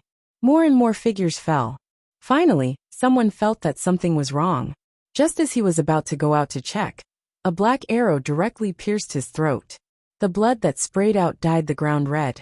All that was left was a pair of eyes that could not be closed, and a sense of unwillingness. The smell of blood drifted away with the wind. The people in the stronghold did not notice anything. The dark night was the best time to cover up a massacre. Ning Chen purposely chose the dark night, and the position against the wind, so that he would not let anyone go. This was a naked massacre. There was no resistance. The figure on the huge rock under the night did not show any mercy from the beginning to the end. His pair of cold eyes made people unable to see any emotions. Death became the only outcome. The stronghold was huge, but it could not escape the pair of emotionless eyes from afar. Wherever the eyes could see, the light of the arrows would arrive in an instant. Killing people was a boring thing. Killing 1 person, 2 people, 10 people, 100 people. After killing too many people, it was just a repetition. However, Ning Chen had already decided to kill everyone. Therefore, he was still very careful when he was killing people. 3 arrows were shot at the same time. 4 arrows were shot at the same time. 5 arrows were his limit. Any more, and he would not be able to control his accuracy. Fortunately, his speed of drawing the bow was very fast. In the blink of an eye, he drew the bow twice in a row. The people who wanted to shout had their throats pierced by the light of the arrows in the end. 5 people covered their throats together. The scene of blood spraying out was very exciting, and also very cruel. After killing the outermost people, the target continued to move forward. Ning Chen would let go of groups of more than 10 people. If there were more than 10 people, he would have to draw the bow for the 3rd time. This gap was enough for the remaining people to shout. On the huge rock, the number of arrows that were like a small hill decreased rapidly. It was less than half of the initial number. This meant that half of the people in the stronghold had died. Ning Chen brought enough arrows. He brought as many arrows as there were people in the stronghold.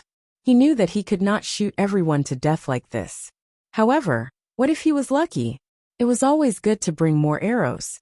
However, it turned out that this lucky chance didn't appear. A woman who was about to go out to splash water saw her husband, who had just fallen, and screamed. Although this woman was also nailed to the wooden house by an arrow that came later, she was also nailed to death. The woman's cry was very loud. It immediately startled many people. They all ran out to check, only to find that the outside was full of corpses. Ning Chen's arrows could only kill 5 people at a time. Taking into account the reaction time, he shot twice, which was 10 people. This should have been enough, because it was very rare for 10 people to appear in everyone's field of vision at night. However, the woman's cry changed everything. Many people ran out, no less than 20. The matter was finally exposed.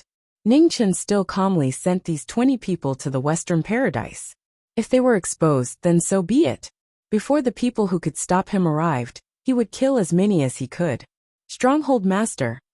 In the stronghold, frightened voices rang out one after another. In the distance, in an extremely luxurious wooden house, 3 pairs of eyes suddenly opened. Huamu, go out and take a look. In the middle of the 3 seats, a beautiful woman who looked to be around 30 years old narrowed her eyes and said, "Okay." The leftmost middle-aged man stood up and walked out of the wooden house. On a huge rock in the distance, Ning Chen's hand stopped knocking an arrow and threw it to the side. The main character had finally appeared. The corner of Ning Chen's mouth curled up slightly. A silver arrow appeared. Suddenly a fierce wind blew. The light in the sky gathered crazily, condensing into an unparalleled arrow.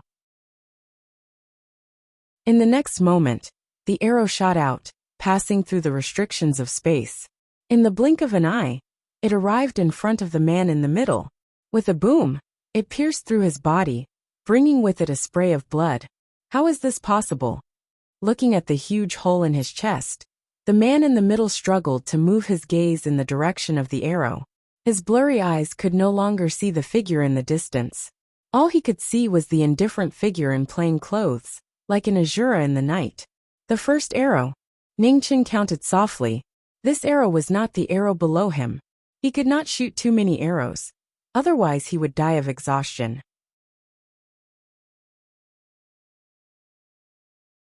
Chapter 147. 1 arrow for 1 chieftain. It seemed to be a good deal. However, Ning Chen knew clearly that this could only happen once. Not to mention that this middle-aged man was the weakest of the 3 fort masters. The other 2 were not fools either. They would definitely be concerned about what was happening outside. Experts of level 7, and above all had very strong perceptive abilities. The arrow just now could not be hidden from them. A moment later, 4 level 8 powerhouses rushed out of the wooden hall. They were erratic and rushed toward the giant rock. Dark clouds covered the moon. The night wind was getting stronger and stronger. This was a sign of rain. Heaven was not on their side. It made these people face an even more unfortunate abyss. Under the dark clouds, Ning Chen looked at the figures rushing toward him. The coldness in his eyes grew. He drew the bow. The silver arrow light gathered again. The wind swirled. The arrow light flashed. It was the beginning of another massacre. These people could not be killed by the arrows below them. The 2 chieftains in the wooden hall asked these 4 people to come out. Their purpose was obvious. They came out to die. He could shoot 7 arrows now. He just used 1 arrow just now. Second arrow. With the power of heaven, one of them was dyed red. He was sent 3 feet away by the arrow light. Blood filled the air. Third arrow. Fourth arrow. Fifth arrow. 3 arrows flew out. They were all dyed red. The red color filled the sky. It was extremely beautiful. After the level 8, 5 level 7 appeared together. They also came to die. The 2 chieftains hiding in the wooden hall did not dare to show their faces. They restrained their breath and completely hid themselves from the horrible arrow light. They knew that this kind of arrow light must consume a lot of energy. There must be a limit. Otherwise, there would be no need to fight today. Ning Chen put away the broken death bow. His figure flashed and disappeared from the giant rock.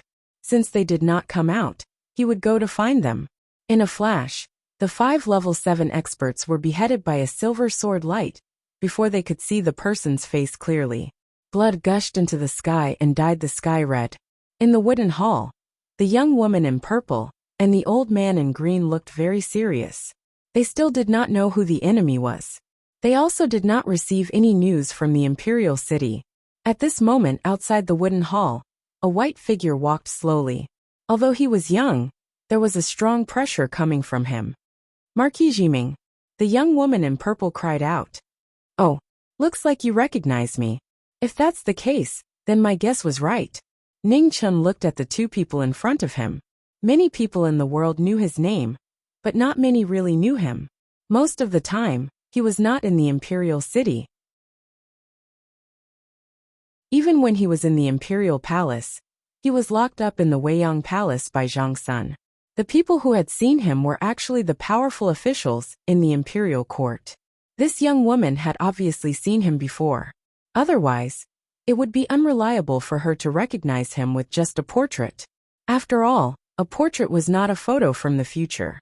The purple-clothed young woman also realized that she had misspoken. However, a person's reputation was like the shadow of a tree.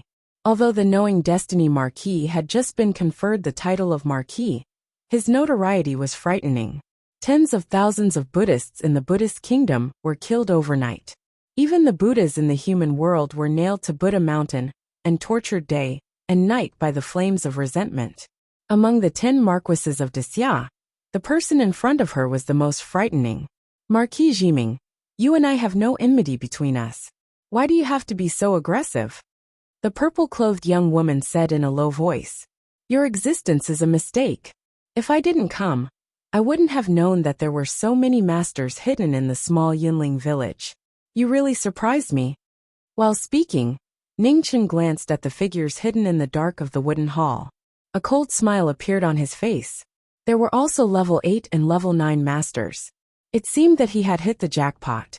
Marquis Jiming, if you leave now, we can pretend that nothing happened. Otherwise, don't blame us for bullying you with numbers. The purple-clothed young woman waved her hand, and the figures in the dark walked out one by one. She immediately showed her weakness and threatened. She did not want to be enemies with the Marquis Jiming in front of her. Even if the Yunling village could keep him here, there would be great hidden dangers. Once the Empress of the Weiyang Palace was angry, even 10 Yunling villages would not be enough. Bullying me with numbers? I hope you can do it. With that, Ning Chun took a step forward. Immediately, the ground 10 feet away collapsed. The entire wooden hall shook and quickly collapsed. Take him down. Kill him. The purple-clothed young woman's expression changed, and she said angrily. For level 7, 2 level 8, and 1 level 9 all rushed forward. They turned their palms and swung their swords at the newcomer. Clang! When the sword and finger met, the level 9 master's body stopped. The sword in his hand could not move an inch forward. At the same time, the sky was filled with frost. The 6 level 7 and level 8 masters were all stopped. They were directly blown away by the oncoming genuine chi. 2 fingers broke the sword and 1 palm forced the enemy back. The level 9 master was blown away. He spat out blood, and his hair was dyed red. In this world, there was a huge difference between level 9 masters. In the past, Ning Chun had seen the invincible stance of the god's child on the way to the bride's wedding. That was the strongest person he had seen when he first entered the martial path. At that time, he could only secretly look up at the strongest person under the Xiantian stage. Now their roles had changed. The once weak Ning Chun had become an insurmountable mountain in the eyes of this group of people. They were both level 9 masters, but he was so unattainable. Let's go together. The purple-clothed young woman did not dare delay any longer. She gave the order and charged forward with the old man beside her. 3 level 9 masters, 2 level 8 masters, and 4 level 7 masters joined hands. Their powerful might shook the world and sealed off all directions. Boom! Thunder rolled. This was the first thunder to welcome the beginning of summer. Tonight, it was the most beautiful song to accompany this battle of survival and slaughter. The purple-clothed young woman was already at the late level 9 realm. The old man was also at the peak of the mid-level 9 realm. With the addition of an early level 9 master, the 3 of them could even fight a peak level 9 master. The temperature around Ning Chun was getting lower and lower. His sword fingers flashed, bringing out a waterfall of cold snow. The purple-clothed young woman bore the brunt and faced the most powerful pressure. The sonorous sound of the sword was the collision of the long sword and the sword fingers. On the other side, the old man's powerful palm strength also aroused Ning Chen's fighting spirit. He turned his left hand over, and the sky was full of waves. Palm to palm, sword to sword, it was a collision of moves, but more importantly a competition of foundation. The three of them wanted to exhaust Jiming Marquis by force, relying on their numbers. Unfortunately, they fell into the most difficult and bitter battle. The foundation built by the Life Scroll was unparalleled in the world. Together with the Earth Scroll, no one under the Xiantian stage could beat Ning Chen in a head-on battle. Of course there was one exception, and that was Fan Lingyue. So far, Ning Chen had not found a way to crack the white light. The method that could remove one's genuine qi was too incredible, and there was no flaw to be found. However, among the people present, no one was called Fan Lingyue. Therefore they were fighting very hard. Only one of the 4 level 7 was left. One of the 2 level 8 was dead and the other was injured. In this battlefield, those below level 9 were fragile and vulnerable, like the warm ice after winter and spring, breaking at the touch. Outside the wooden hall, the woman in bandit clothes looked here, and was shocked speechless. She only had a level 5 cultivation, but she could clearly see how powerful their chief was. These level 9 experts, who were usually superior in her eyes, were fighting so hard in front of their chief. Boom! There was another clap of thunder, followed by a heavy downpour. The torches used for illumination in the stronghold were immediately extinguished. An atmosphere of panic quickly spread through the stronghold. The boundless darkness and the corpses all over the ground made these bandits, who usually killed people like scything flax, tremble. The fear of the unknown was always the most terrible. It gave people too much imagination. The reason why people were afraid of ghosts was not because people had seen them, but because no one had seen them. Ning Chen had seen them, so he was not afraid. In the eyes of people, ghost girls belonged to the category of ghosts. However, Ning Chen was very clear that ghost girls were not only not scary, they were very likely to be very beautiful.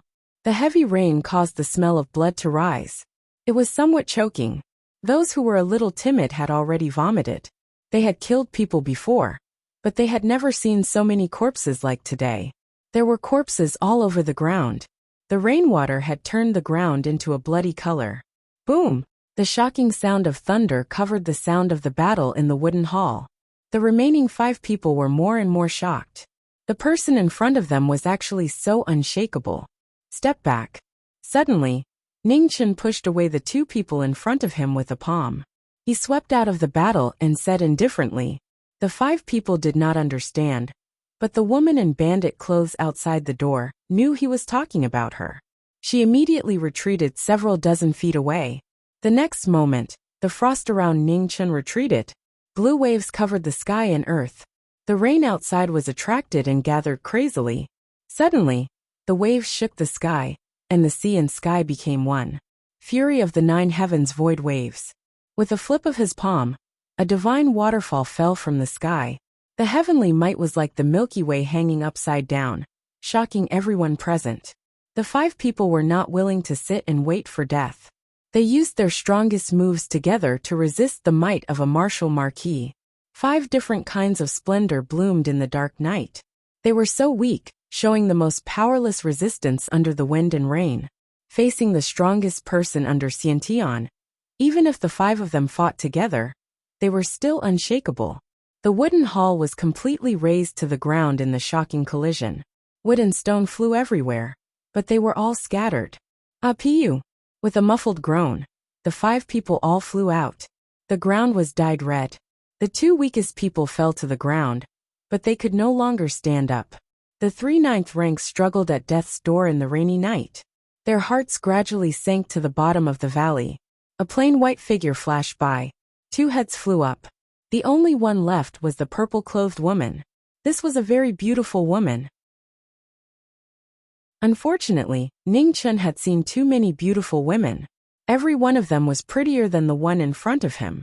He kept her, not because of her appearance, but because she was useful. His sword finger broke her qi. Her cultivation was instantly crippled by 70%. The purple-clothed woman groaned and fainted. "Take her down the mountain."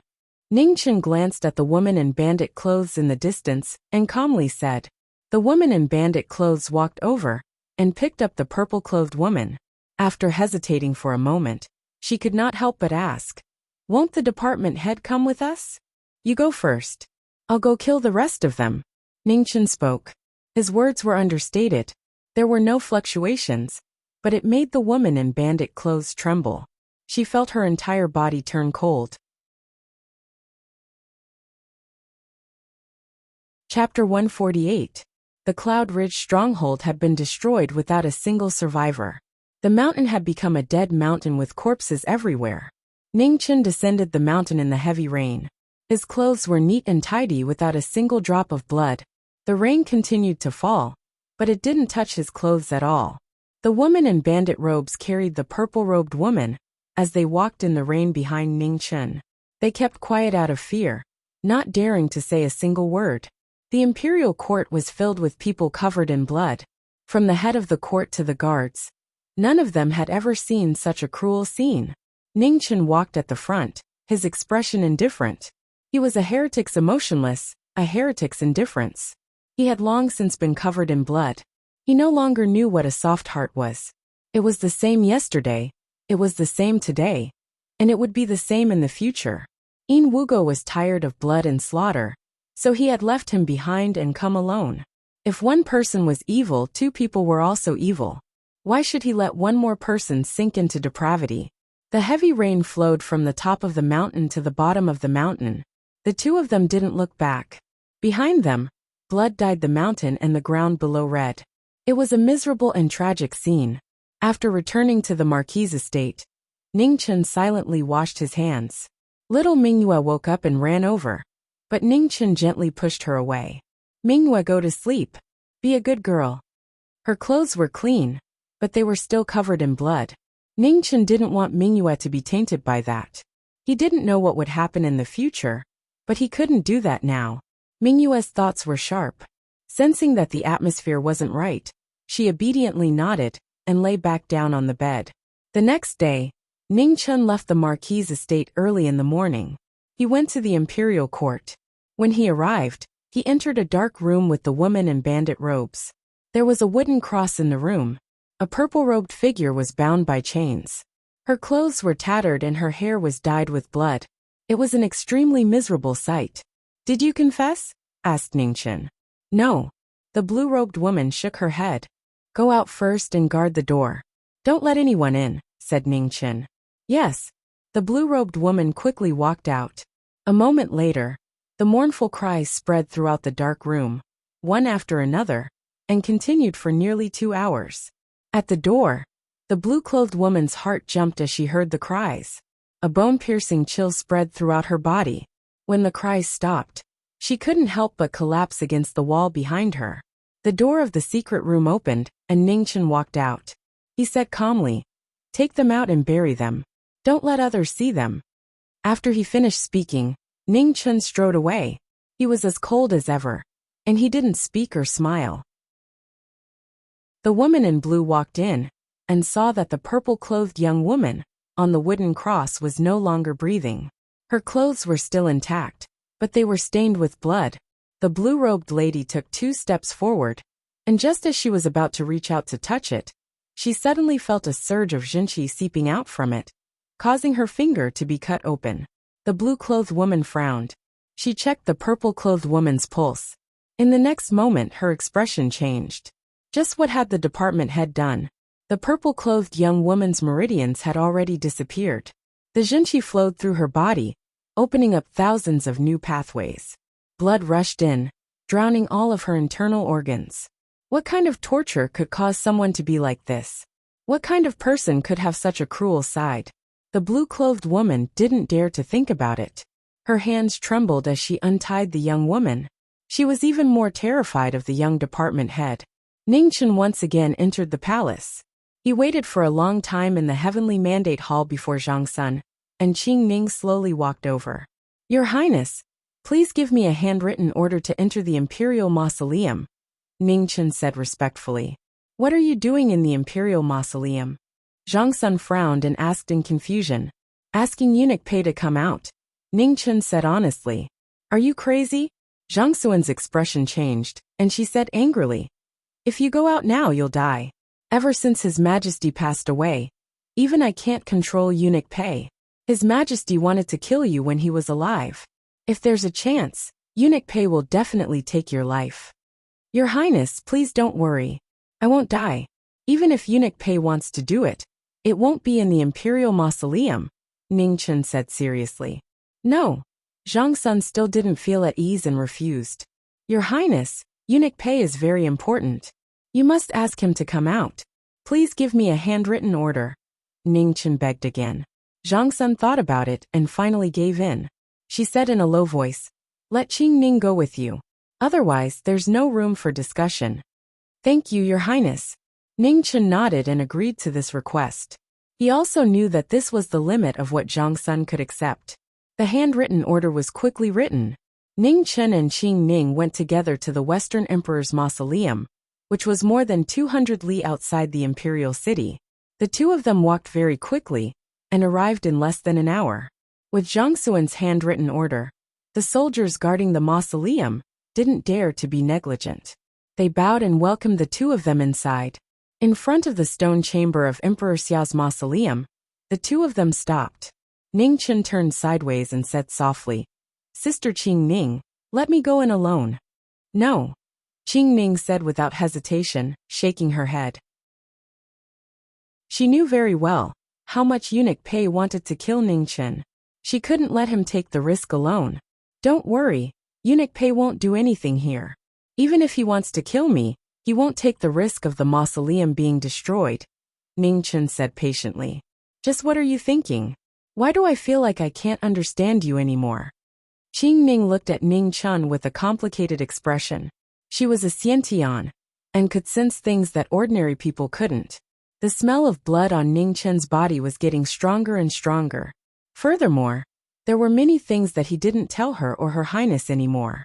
Compared to before, the shy young man who occasionally smiled shyly had gradually disappeared. Sister Qing Ning, you're thinking too much. I'm still the same person as before. Ning Chen smiled brightly, making it difficult for people to tell the difference. I'm going in. Don't worry, nothing will happen. With that, Ning Chen took 2 steps forward and pushed open the stone door. He walked step by step into Emperor Xiao's mausoleum. The stone mausoleum was very large. It was even larger than the mausoleums of previous emperors. It was majestic and imposing. Every stone slab in the mausoleum was made of white stone mixed with green iron. It was incomparably hard and difficult to damage. At the very center of the stone mausoleum was a wooden coffin. It was extremely eye-catching. Without a doubt, this was where Xia Rui was sleeping. Old eunuch Pei was kneeling below the stone platform. His entire body was shriveled and withered, making him seem like an evil ghost. Eunuch Pei. Ning Chen bowed politely. Why have you come here? Are you here to throw away your life? Old eunuch Pei's voice was hoarse. It was like a piece of metal cutting across ice, causing people to shiver. I've come to ask eunuch Pei to leave the mausoleum and help me with something, replied Ning Chen. Old eunuch Pei was startled, but then he began to laugh crazily. His laughter was piercing to the ears. Ning Chen didn't get angry. He waited for the old eunuch to finish laughing before calmly saying, Eunuch Pei, you should know that it won't be that easy to kill me. Otherwise, I would have already died when Emperor Xia was still alive. What are you trying to say? Asked old eunuch Pei coldly. I can give you a chance. A chance to kill me. No one else will interfere. Just the two of us will have a fair battle, said Ning Chen. Old eunuch Pei snorted. Don't think that just because you've reached the 9th rank, that you don't know the immensity of heaven and earth. The Xiantian realm is a realm that you will never be able to comprehend. Unless you use some underhanded tricks, you have no chance of winning. You don't need to worry about that. As long as you're willing to leave the mausoleum with me, I'll definitely fulfill my promise, said Ning Chen calmly. While the two of them were talking, Qing Ning was outside the mausoleum, paying close attention to what was happening inside. Half an hour later, a huge explosion rang out from within the mausoleum. Qing Ning's expression changed, and she immediately charged in. She saw Bai Yi fly out, covered in blood. When she landed on the ground, she vomited a mouthful of blood, dyeing the mausoleum red. "This is the interest you have to pay in advance," said old eunuch Pei coldly. Qing Ning's gaze turned cold. She twisted the two halves of her spear, and was about to attack when Ning Chen stopped her. "Sister Qing Ning, don't be impulsive.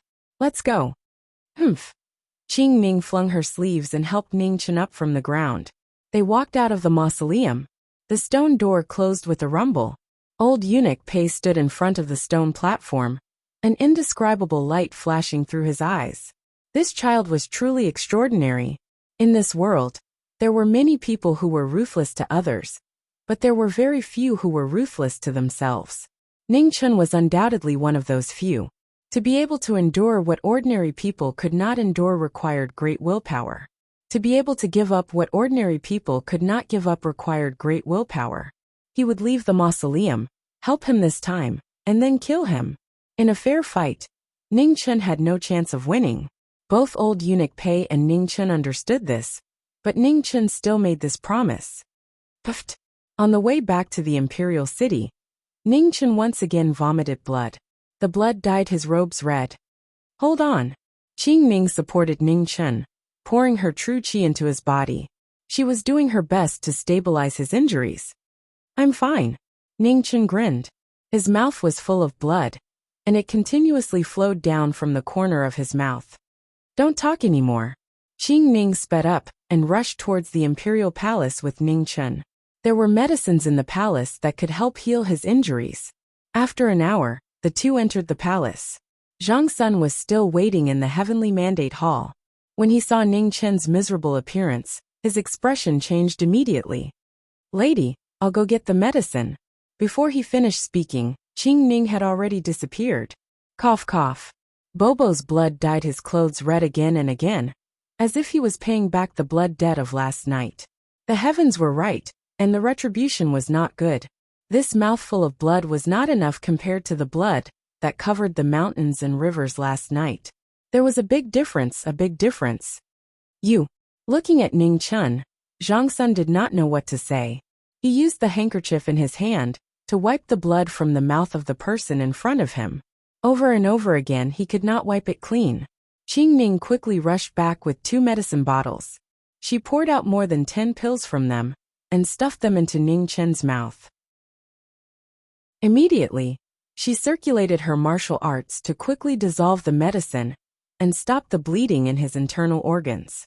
After a long time, Ning Chen's injuries finally stabilized temporarily.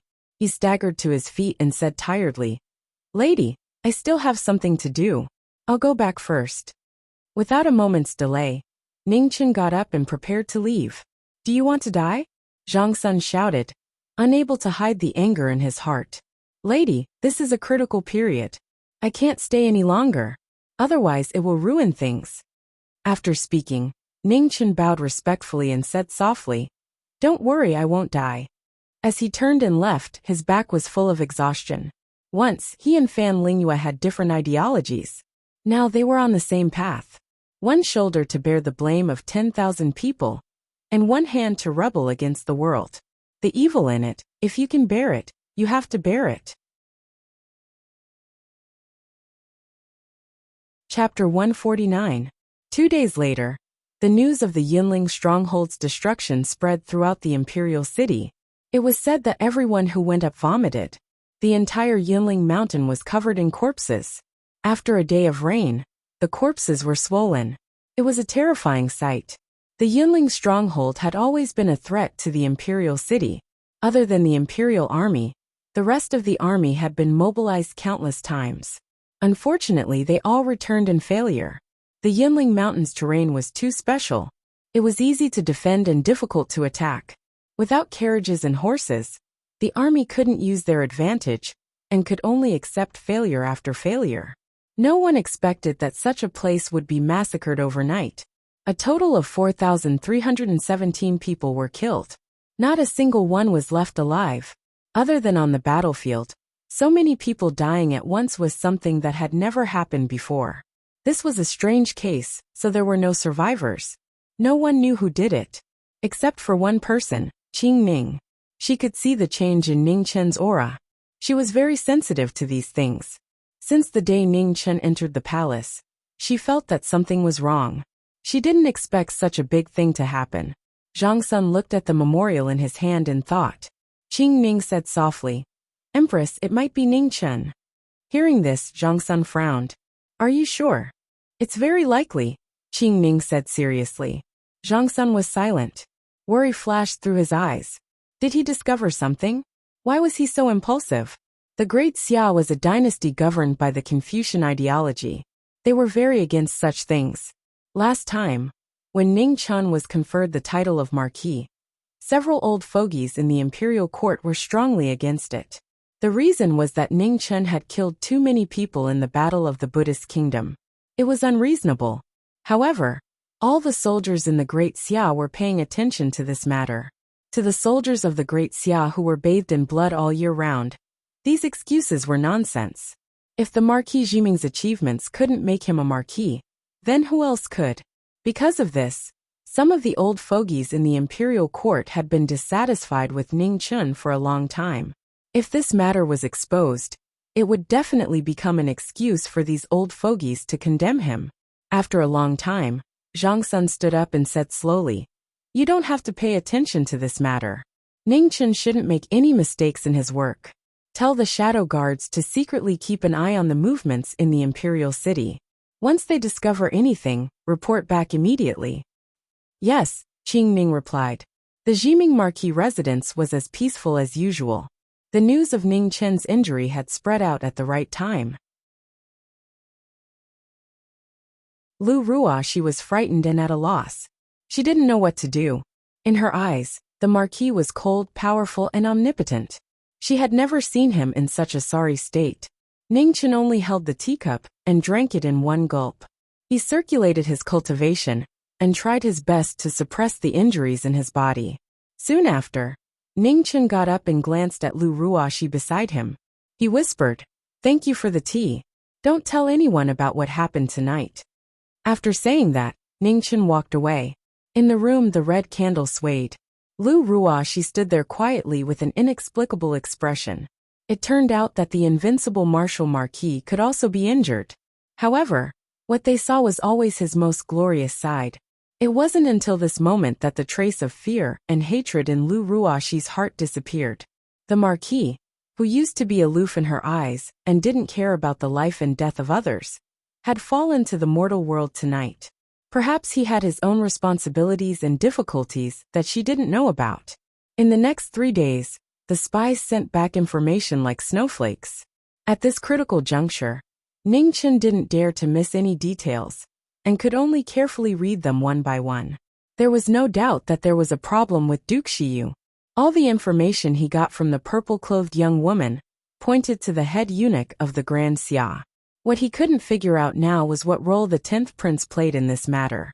"Marquis, the Empress sent someone to deliver a medicine." Just as Ning Chen was lost in thought, outside the front hall, the old steward walked in with a foot-long white jade box in his hands. He carefully placed it on the table before him. Ning Chen frowned and gently opened the jade box. After seeing what was inside, his pupil shrank fiercely. 9 Wonders flower. There really was such a divine item in the world. In the white jade box, there was a purple divine flower quietly lying in it. Its exotic fragrance made one feel relaxed and happy. It was rumored that the 9 Wonders flower had the miraculous effect of regenerating broken limbs. Except for the head and internal organs, it could quickly repair any physical defects. This was a divine medicine that only existed in legends. Who would have thought that it really existed? After a brief moment of shock, Ning Chen's eyes became slightly moist. He knew very well how precious this thing was. In this vast world, it was probably the only one that existed. Who knew how much effort and price Zhang Sun had paid to find this thing? That day, Zhang Sun said that he would help him solve his birth problem in the Heavenly Mandate Palace. He didn't take it to heart, because he knew how difficult it was. He didn't expect that Zhang Sun would really do it. Ning Chen stood up and said in a deep voice, "Man! Here." A guard jogged in and knelt down. "Send this medicine to the Qilin Pavilion for auction." The starting price is 100,000 gold, Ningchen said slowly. Yes. The guard immediately got up and took the medicine box before leaving. Marquis, you can't. The old steward was slightly shocked and hurried forward to persuade him. No need to say more. I know what to do. Ningchen stopped the old steward from persuading him and said calmly. 2 days later, the Qilin Pavilion released a piece of news that shocked everyone. At the end of the month, which was 5 days later, the biggest auction of the year would be held. The final item would be the world's rare treasure, the 9 Wonders flower. This time, not only was the Wuxia imperial city shocked, even the world was shocked. No one would have thought that this kind of divine item really existed in this world. Because of this, the Qilin Pavilion specially sent a young woman to the Jiming Marquis Manor to deliver a golden card that symbolized the most honorable status. Ningchen accepted it. Just as the young woman left, he threw it to little Mingyu as a toy. 100,000 gold was not a small amount. Those that could afford it could be counted on one's fingers. However, he wouldn't care about this, and neither would the Qilin Pavilion. His goal was to use the Qilin Pavilion to publicize this matter to the world, and the Qilin Pavilion would only take the opportunity to expand their reputation. As for whether the 9 Wonders flower would be auctioned or not, no one would care. The third prince has arrived. Half a day later, the third prince came once again. He was dressed in green armor, looking heroic and extraordinary. Brother Ning, are your injuries better? Xia Yanwu walked into the hall and asked Ningchen, who was seated in concern. Thank you for Brother Yanwu's concern. It's no longer a problem. Ningchen lightly laughed as he replied. Then I can be at ease. Xia Yanwu impolitely sat down himself and picked up the tea that the maid served. He drank a mouthful and casually said, That's right. Has Brother Ning heard that the Qilin Pavilion is preparing to auction the 9 Wonders flower? There's actually such a thing. Ningchen pretended to be surprised. Hypocrisy. Xia Yanwu sneered in his heart, but didn't expose him. He continued, Brother Ning is recuperating in the manor, so you might not know. This auction is in 5 days. Brother Ning must grasp this opportunity. If you have any difficulties, don't hesitate to tell me. Ningchen's expression also became serious as he slowly said, What's the starting price of this 9 Wonders flower? 100,000 gold. Xia Yanwu said seriously. Ningchen's expression changed. He pondered for a moment and said, Housekeeper. Present. The old housekeeper walked over. How much silver does the manor still have? Ningchen asked seriously. The old housekeeper glanced at Xia Yanwu, then walked to Ningchen's side and whispered a number into his ear. So little. A hint of astonishment flashed across Ningchen's face as he cried out involuntarily. Chapter 150. The two of them talked for a long time. When the sun was setting, Xia Yanwu left. He had shown enough sincerity and was only waiting for Ningchen to give him an answer. He believed that Ningchen would make the right decision. The situation in the battle for the throne was complicated, but it was also gradually tilting. In the end, strength would decide everything. After the third prince left, Ningchen still sat quietly in his seat, drinking tea and pondering seriously. It was time for him to make a choice. Whether it was the third prince or the 10th prince, one of them had to ascend the throne. Mingyu, between the third prince and the 10th prince, who do you think is more suitable to be the emperor? Ningchen looked at the little girl who was fiddling with the luminous pearl and asked softly. You're suitable, Mingyu said without looking up. Ningchen was speechless. There was nothing to talk about. At this moment, the old steward walked into the hall and respectfully said, Marquis, someone outside delivered this letter. Ningchen frowned. He tore open the envelope and took out the letter. Seeing the signature at the bottom of the letter, his eyes narrowed. It was him. This was a letter of challenge sent by Mu Qianshang. He was about to enter the Xiantian realm. But before that, he wanted to finish the unfinished battle. He owed him a favor. If Mu Qianshang had not let him enter Azure Frost Valley, he would not have been able to obtain the water caltrip flower. This time he had to go. Mingyu, I'm going out. Are you coming? Ningchen glanced at little Mingyu and asked softly. Yes. Mingyu jumped down from her chair and put away the luminous pearl. She stepped forward and stretched out her hand. Ning Chen took the little girl's hand and gave the steward a few instructions before leaving the Marquis' residence. Hao Manor. As the first prince to be conferred the title of king, Xia Zi's manor was also the largest among the princes. It could be seen how much Emperor Xia valued this eldest prince of the Xia kingdom. When Ning Chen and Mingyu arrived, the 9th princess was preparing to leave. Seeing the two of them, she sat down again. "How are your injuries?" Xia Zi asked. He knew that Ning Chen's injuries were much more serious than what the rumors said. "I'm fine for now," Ning Chen replied. "Why are you here at this time?" Xia Zi asked suspiciously. "Has the ink sword been fixed?" Ning Chen asked slowly. Xia Zi shook his head and said, "You still need some time. Why did you suddenly ask? With your skills, you can deal with anyone below the innate realm even without using a sword. Why are you in such a hurry?" "It's different this time," Ning Chen said with a soft sigh. "My opponent is Mu Qianshang. I have no choice but to use my sword." "The young master of the Celestial Sword Pavilion?" Xia Zi frowned slightly. He had heard of this person before. His sword Dao was self-formed, and even an elder of the Heavenly Pavilion of Compassion had been defeated by him. Now, he was only waiting for the moment to step into the innate realm. Ning Chen nodded and briefly explained what had happened between them. "It is indeed a little troublesome," Xia Zi said with a worried expression. Others were still fine, but this Mu Qianshang was a genius swordsman that only appeared once every 100 years. If Ning Chen did not have a sword, his chances of victory were too slim. Given the two's cultivations, ordinary swords would not be enough. After a few moves, they would not be able to endure and self-destruct. The autumn water in Xiao Chen's hand was stained with too much of the Confucian sect's righteous qi. It would affect Ning Chen significantly. "Imperial brother, have you forgotten that there is another sword in the palace? I just don't know if Imperial Mother is willing to lend it to me." Xia Xinyu reminded him. Great Yin's green sparrow sword. After the 9th princess reminder, Xia Zi also remembered it and frowned again. "This is a sword from the previous dynasty. Imperial Mother might not agree," Xia Zi said with some uncertainty. Ning Chen thought for a moment, then stood up and said, "We can't care too much. We have to try. Mingyue, let's go." "Right now?" Xia Zi was startled and asked. "The time is tonight," Ning Chen helplessly said. Xia Zi was startled. It seemed that Mu Qianshang was about to make his move. Otherwise he would not be in such a hurry. "Xinyu, you should also go back."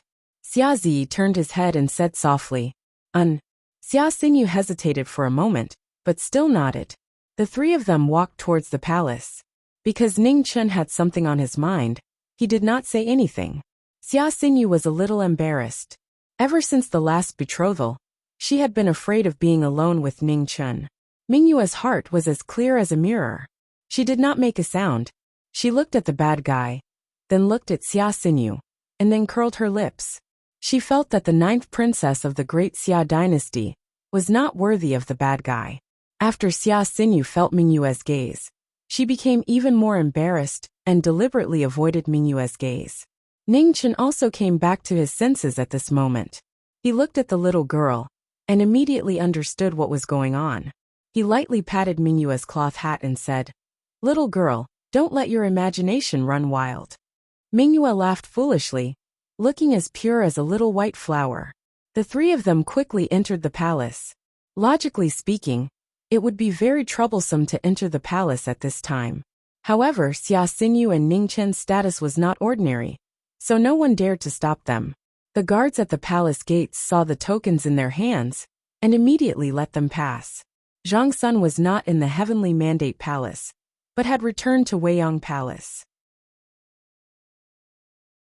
It was not convenient for Ning Chen to enter the harem, so he could only wait in the Heavenly Mandate Palace. After waiting for a while, Qingming arrived first and asked him and Mingyue to wait for a while. After a long time, Zhang Sun and the 9th princess arrived.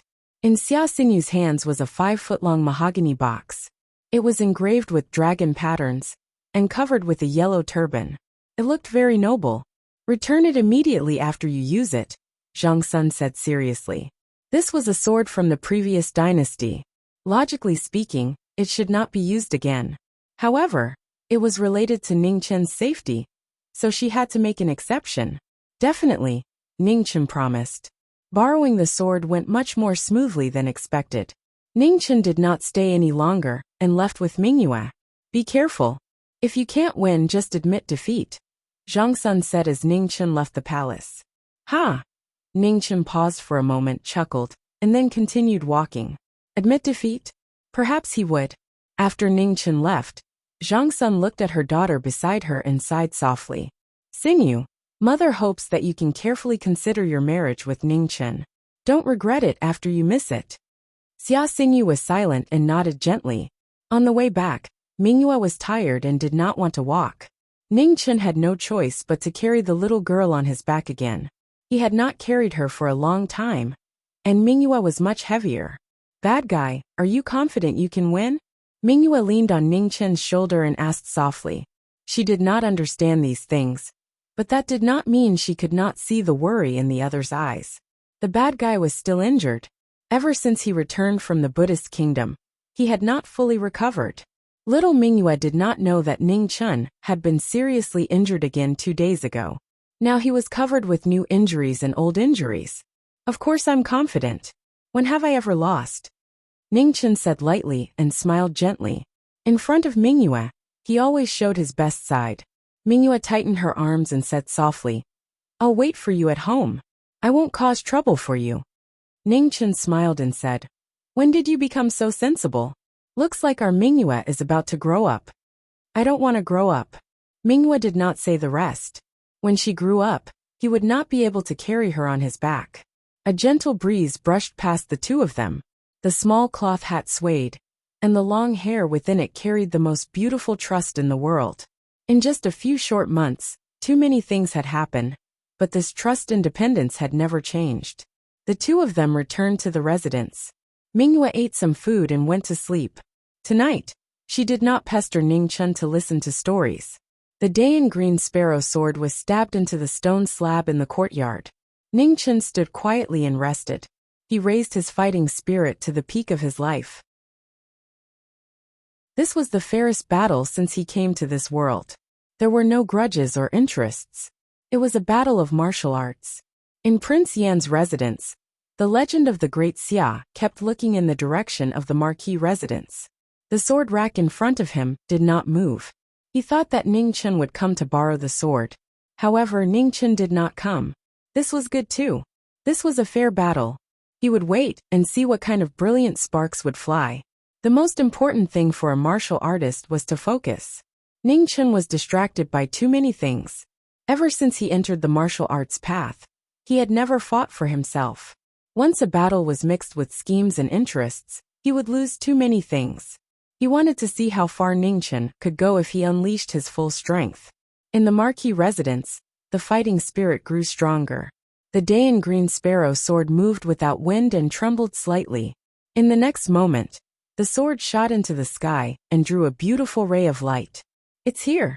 A young man hundreds of miles away from the imperial city saw the ray of light in the sky and said slowly, In the imperial city of the Great Xia, many people saw the sword overflowing with fighting spirit. They were shocked. This sword came from the Marquis residence. Let's go take a look. In the Lingyan pavilion, Su Fian stood up and walked out. Yes, Xiaolan answered and followed immediately. In the Divine Wind Battalion, Xia Yanwu walked out of the tent. After a moment of silence, he walked out of the camp. At the same time, in other parts of the imperial city, all those above the 9th rank came out. They wanted to see with their own eyes if the Marquis of the Great Xia was as powerful as the rumors said. In the Weiyang Palace, Qing Ning stood in front of the door with Zhang Sun. They looked to the west and prayed for this battle. In the West Hall of the Imperial Court of Justice, the red candles flickered. Yin Wugo stood quietly in front of the window. He wore a bright red robe and looked calm. He did not say a word. Master, are you not going to watch? Shang Han asked softly. He knew that Master was concerned about this battle. No need. Master will not lose. Yin Wugo shook his head and said calmly. The moon was like a hook, drawing out the lights of 10,000 homes. Ning Chen walked out of his residence, neither fast nor slow. After a few steps, he left behind a faint shadow. The great azure sparrow sword fell from the sky and returned to its scabbard with a clang. Tonight, Sui was no longer bound by schemes. Her fighting spirit was sharper than a sword. After a quarter of an hour, Sui appeared hundreds of miles away from the imperial city. The moon at midnight illuminated the entire world. Please. Under the white cloak, his demonic eyes were like the moon. This was the most handsome person in the world. His body and his sword were everything in the world. Please. Sui spread out her arms. Her calm face was as before. Only her fighting spirit was sharper than a sword. The two strongest people below the Xiantian level were finally standing face to face. Tonight would be the peak battle for those below the Xiantian level. Bang! In the next moment, snow fell and the two bodies collided. Chapter 151. Demonic Eyes. Silver with a tinge of ink, a pure snow sword white and flawless. With Mu Qianshang's sword in hand, heaven and earth wailed. The black sword flowed freely, each sword drawing a picture between heaven and earth, drawing a cage, trapping heaven and earth. Ning Chen took advantage of the situation.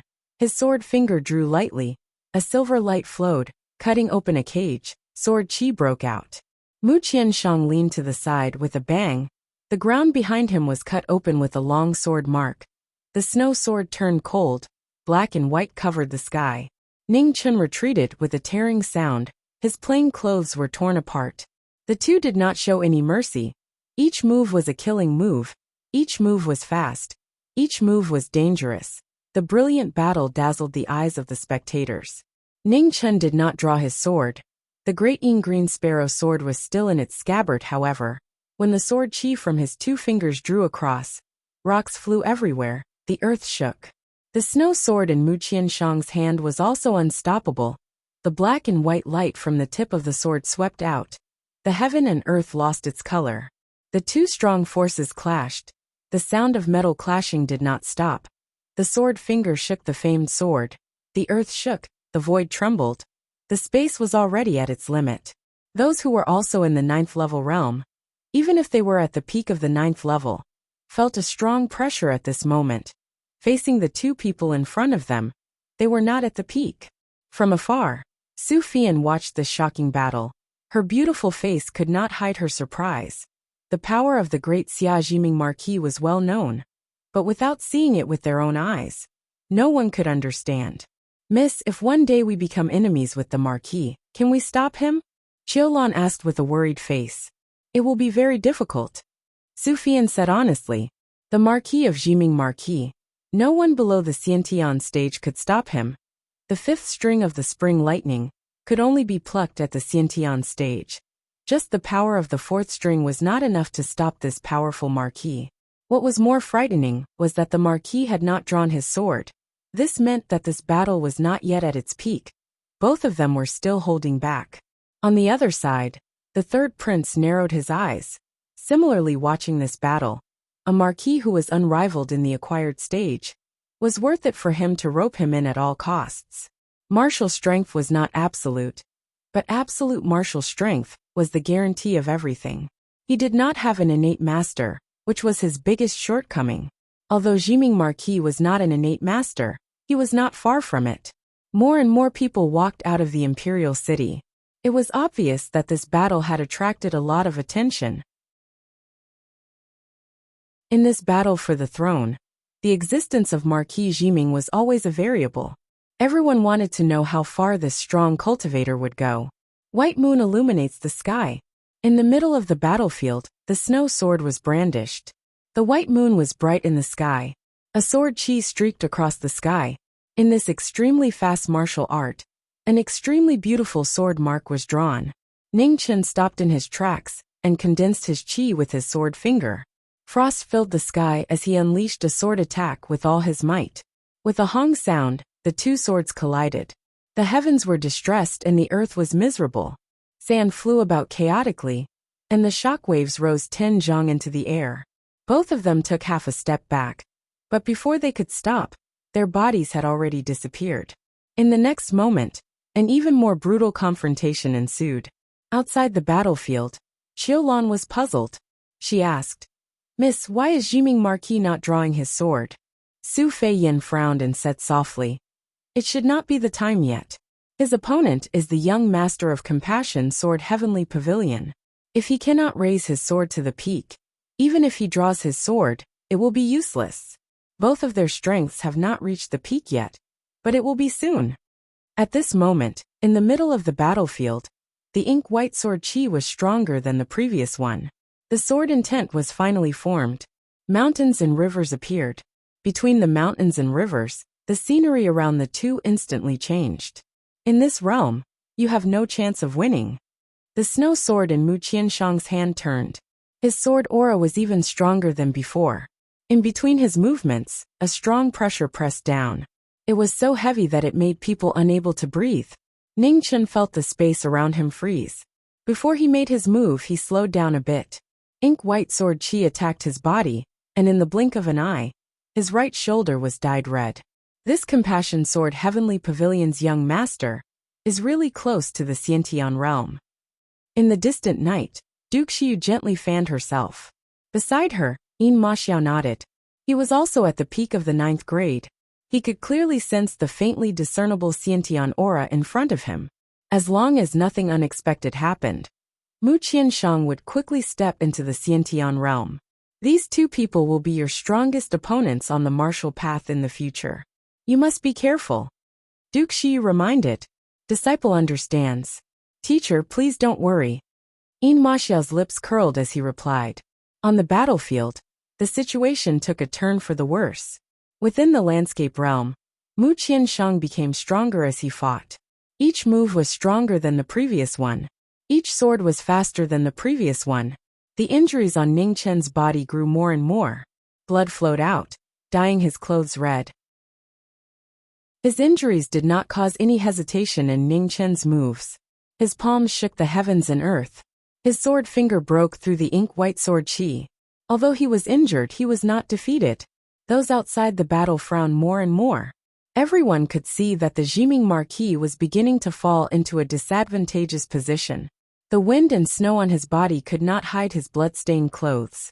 Finally, the snow sword pierced his left shoulder. Once the sword entered his body, he retreated several zhang. Xiazi came and saw this sword. He also saw the great Yin green sparrow sword that was still hidden in its scabbard. Just when everyone thought that the Jiming Marquis was going to lose, only Xiazi's eyes were fixed on the great Yin green sparrow sword that was constantly trembling. He believed that before the sword was unsheathed, Ning Chen would not lose. Waves shake the heavens and earth. Ning Chen pinched the snow sword with 2 fingers, temporarily restraining it. His left palm flipped and raging waves surged. Each wave was higher than the previous one. In an instant, the entire world was turned into water. In the landscape painting, the water moved. The white water gathered and was guided by the blue waves, forming a huge blue and white wave that reached the sky. The landscape realm began to show signs of instability. The ink-colored mountain collapsed and fell down. Mu Qianshang's eyes turned cold. He gathered the shocking landscape realm and flipped his palm to meet it head-on. Instantly, the 5 peaks lost their color and gathered in this palm. With a loud boom, the world exploded. The landscape painting shattered. Amidst the sandstorm, Ning Chen retreated another 10 steps. Before he could stabilize himself, he spat out a mouthful of blood. Mu Qianshang retreated 3 steps. The corner of his mouth was dyed red for the first time. In this battle of palms, Ning Chen lost. But he had successfully broken the landscape realm that was drawn by the snow sword, exchanging injuries for moves. It was not right or wrong, but it was the only way. This is the most satisfying battle I have had since I started learning the sword. You are worthy of my full strength. With that, Mu Qianshang took a step forward. Immediately, the wind and clouds around him swirled. The vast power of heaven and earth gathered continuously. It was as if a god had descended, causing every figure in the distance to change color. Innate realm. In this world, only the innate realm could mobilize the power of heaven and earth. This was the biggest difference between the acquired realm and the innate realm. Mortals could not defy the heavens. No matter how strong a martial artist was, They could not go against the vast power of heaven and earth. One step into the innate realm was like a fish leaping over the dragon gate. If one could leap over, a dragon would roar to the 9 heavens. If one could not leap over, a fish would swim in the shallows. This young master of the compassionate sword heavenly pavilion had already leaped over half of his body. Even if he fell, he would fall to the other side of the dragon gate. He would not return to the mortal world. Facing such a strong opponent, Ning Chen unexpectedly smiled. In his life, this was the only fair battle. Facing such a strong opponent, it made it difficult for him to conceal the excitement in his heart. As a martial artist, who did not want to have a fair battle, Ning Chen also wanted to, but he could not. In the past he could not afford to lose. So he could only use schemes to strive for every victory. Winning was necessary, and also a responsibility. Today, the burden of victory had been lifted from his shoulders. He could finally fight to his heart's content. It had nothing to do with him. It was only a competition of martial arts. How could he not smile? 100 miles away in the Weiyang Palace, Qing Ning saw this smile. She felt an indescribable bitterness in her heart. She softly said, "Empress," he smiled. Zhang Sun was startled. Soon after she deeply sighed. As long as he was happy. Clang! The great green sparrow sword was unsheathed. The sky changed color. Frost covered the sky and covered the earth. The sword force was at its peak. Even the sky could not withstand it. A huge crack appeared, shocking everyone. In ancient times, a smile from a beauty could topple cities. Today, a smile from a knowing destiny could shock the heavens. Battle intent and sword force. Ning Chen was at the peak of his life. This was also his strongest moment. This sword would determine victory and defeat. Facing Ning Chen in his strongest state, Mu Qianshang did not dare to be careless. The snow sword was raised to the sky. In the wind and snow, it bloomed with a poignant beauty. A bloody light rose and shot straight to the clouds. Half a day's remnant crimson moon. The strongest sword gathered the endless power of heaven and earth. At this moment, the bright moon lost its color. It was completely covered by the bloody light. On the other side, Ning Chen also released the power of 2 scrolls. The scroll of life and the scroll of earth. With the addition of heaven's might, an unparalleled huge sword appeared in the sky. It shook the 9 heavens and 10,000 gods. First defense waves splitting 10,000 li. The huge sword slashed the sky and shattered the space. This sword shocked the world. It surpassed the limits of the postnatal realm, and was infinitely close to the unattainable postnatal realm. The 2 extremes collided. Heaven and earth suffered a calamity. The earth could not withstand the huge force, and began to shake violently. Huge gullies appeared and stretched out for thousands of zhang. The 2 people who were sent flying were dyed red. Blood spurted from their bodies. Both of them were seriously injured. The final move was still a draw. After Mu Qianshang landed, he vomited a mouthful of blood. The snow sword stabbed into the ground and stopped his retreat. He wanted to raise his sword and fight again. However, at this moment, Mu Qianshang's footsteps paused. A look of regret flashed in his demonic eyes. Ning Chen, this battle ends here. I will wait for you at the postnatal realm. Ning Chen was stunned. Before he could understand the meaning of these words, he saw an inky white light pillar shoot up to the sky. The world was shocked. In the dark night, the inky white light penetrated the heavens and the earth. Everyone in the world saw this shocking scene. Postnatal realm. There was no doubt that this was a postnatal vision. It was powerful and heavy. It dyed the entire sky black. Ning Chen came back to his senses. His expression changed slightly. His figure flashed, and he instantly appeared in front of Mu Qianshang. Almost at the same time, in the darkness, 3 palms shot out. They carried the power of thunder and crashed down. Ning Chen, who was seriously injured and at the end of his rope, forcefully used the last of his strength. He moved with his sword and blocked the power of the 3 palms. Boom! The aftermath roared. His hair was dyed red. How could Ning Chen, who was under the protection of a crossbow, resist the full power of 3 ninth-grade peak martial artists? The inky white light pillar behind him became more and more brilliant. In the light pillar, Mu Qianshang closed his eyes. His divine sense was tightly locked as he used all his strength to unleash the heavenly demon tribulation. With this Marquis here, no one can take half a step forward today. The sword on the ground trembled. Ning Chen stood in front of Mu Qianshang. On his shoulder, he once again shouldered the burden of life and death. Chapter 152. In this world, the Xiantian realm was high and mighty, and it was also feared by others. Just as Ning Chen had said, the Xiantian realm was a monster that should not exist. There was always a limit to the strength of a martial artist. However, at the level of an innate expert, it was no longer something that could be resisted by a human. Only an innate expert could kill an innate expert. However, there was an exception. When one first entered the Xiantian realm, the Xiantian phenomenon, and the heavenly devil tribulation of the 3 calamities and 5 tribulations would arrive at the same time. This was a test of inner demons, and one could not afford to be distracted. Mu Qianshang had stepped into the Xiantian realm at the most inopportune time. For this battle, he had suppressed it for a long time, and at the final moment, he could no longer suppress it. This battle was very delightful. Even though there was no clear victor, even though he was in danger, Mu Qianshang did not regret it. Many people in the world did not wish to see an innate expert appear, especially when this innate expert was not on their side. Being able to kill an innate expert without any resistance was actually a very tempting thing. However, they didn't expect the Jiming Marquis to block them. There was no turning back. Since he had already taken action, he could not regret it. 1 death was death, 2 deaths were also death. Pools of blood flowed on the ground. Some of it was Mu Qianshang's, some of it was Ning Chen's.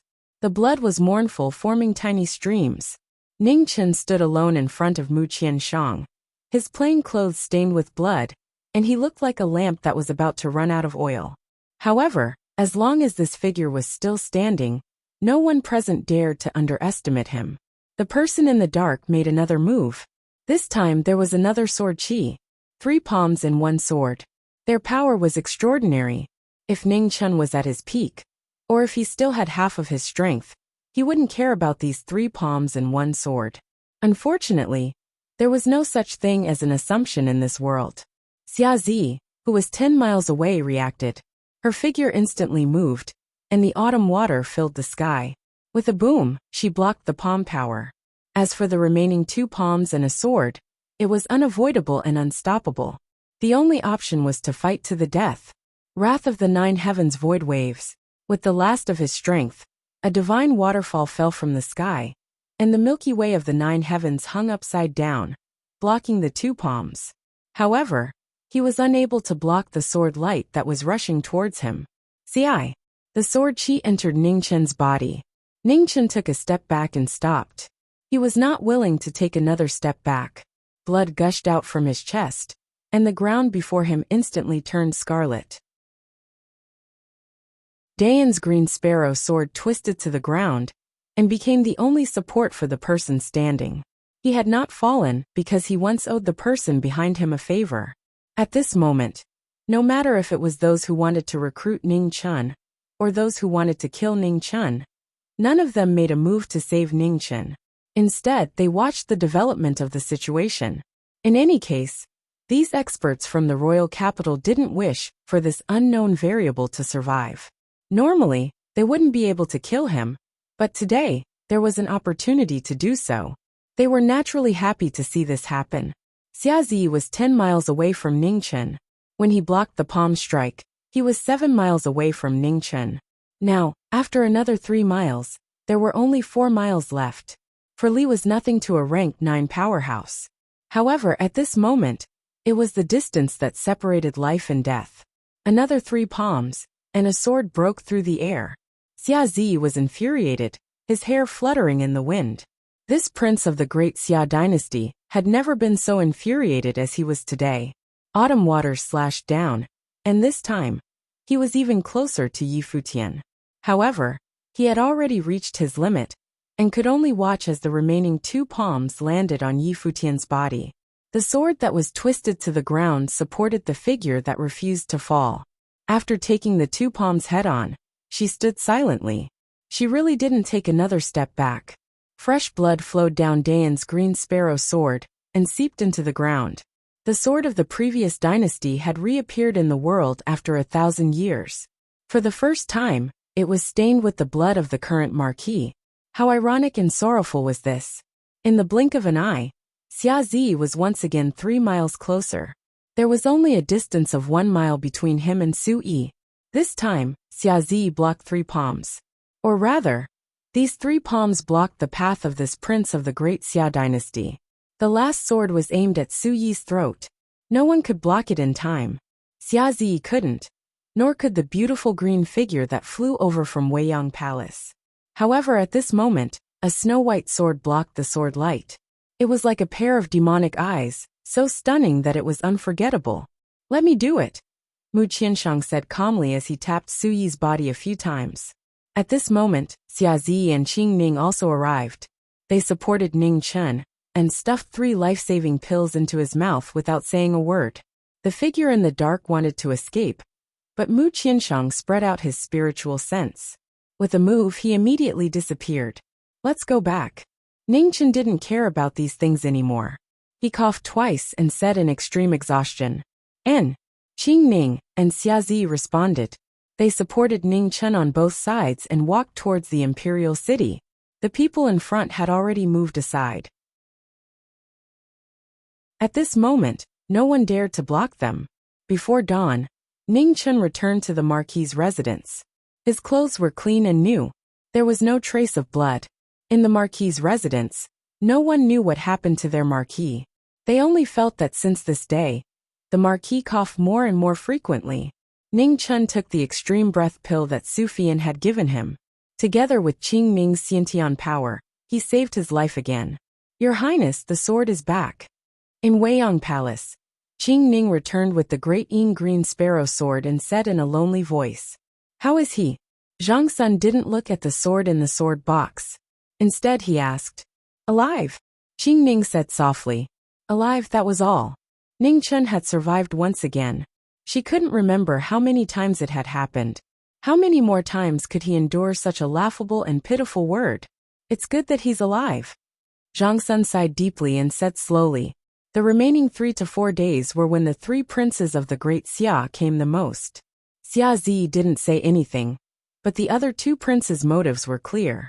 The 10th prince was cautious by nature. He knew that a letter didn't mean much. Therefore, when he came, he sent gifts big and small. Ning Chen only asked one question. "10th prince, why are you hiding your martial arts cultivation base? Who is it for?" The 10th prince was silent for a long time. In the end, he said a name.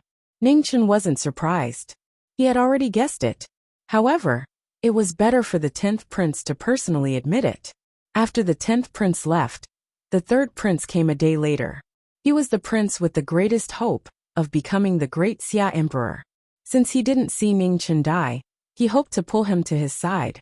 The 2 of them talked for an entire day. The content was nothing more than a transaction of benefits. The 3rd prince was different from the 10th prince. He was someone who was good at using small things to gain big things. Ning Chen could see that clearly. Therefore, he was even more careful. "Have you decided?" asked Xiazi calmly. "Almost. After tomorrow's auction, I'll be able to make a final decision." Ning Chen coughed lightly. Xiazi was silent. He sat there for a long time without saying a word. "First prince, I can only do this much. The rest will be up to you and your highness." Ning Chen sighed. He looked exhausted. "Even house arrest is not allowed?" asked Xiazi slowly. "He must be killed. The winner was king while the loser was a bandit. Since he was a bandit, he couldn't let him live. He understood the principle of cutting the weeds and eliminating the roots. Moreover, his opponent was a prince with military power. "Do you know about the 3rd prince's contact with Beimeng?" asked Ning Chen softly. "I do. This is clearly Beimeng's military advisor's trick. It can't be done for real," replied Xiazi.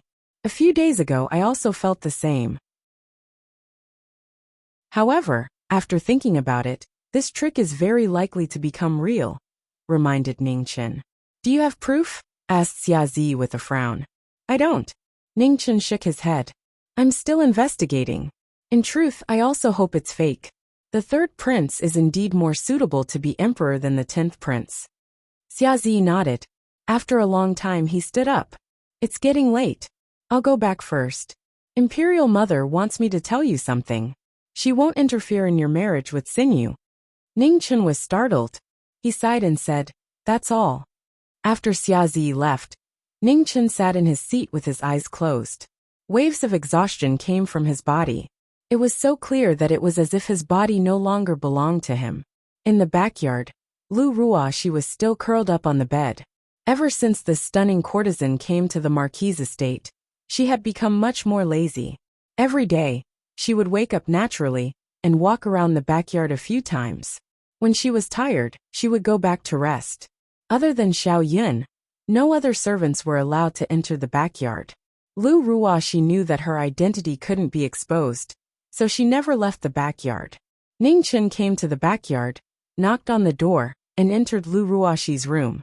When he saw the beautiful figure curled up on the bed, he said, If you're bored, you can change your appearance and go out for a walk. Lu Ruoxi smiled gently.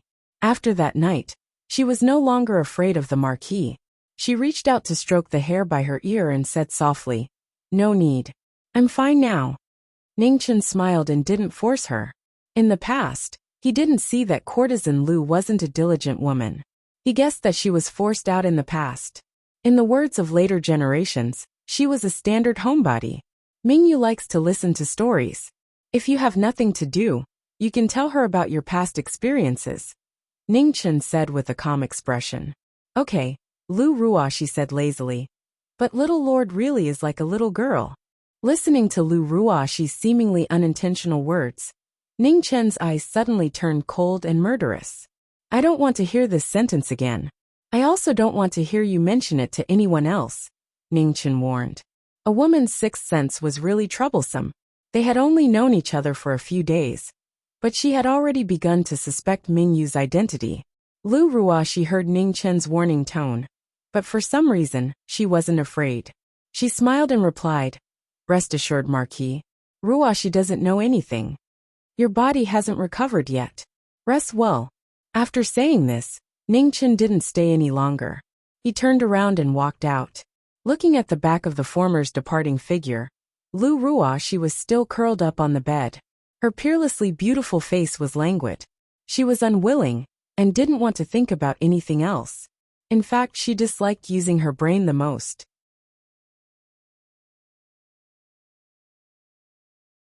Chapter 153. In the silent night, the sound of coughing could be heard from a room in the backyard of the Marquis' estate. It was very soft and did not spread outside the room. The person inside the room was deliberately suppressing his coughing. Under the light of the lantern, a plain-clothed figure was still staying up late to look at the intelligence sent to her by the spies. The imperial city was too big, and there were too many things she needed to pay attention to. People like the third prince and Duke Xiyu were each more cunning than the other, so it was impossible to find a direct flaw. She could only rely on some minor details from the side branches to find a breakthrough. In this world, there was nothing that could be done flawlessly. The difficult part was discovering it. After investigating the cause of the city lord's death for so long, there was finally some progress. It was now confirmed that Duke Xiyu had secretly ordered the city lord's death.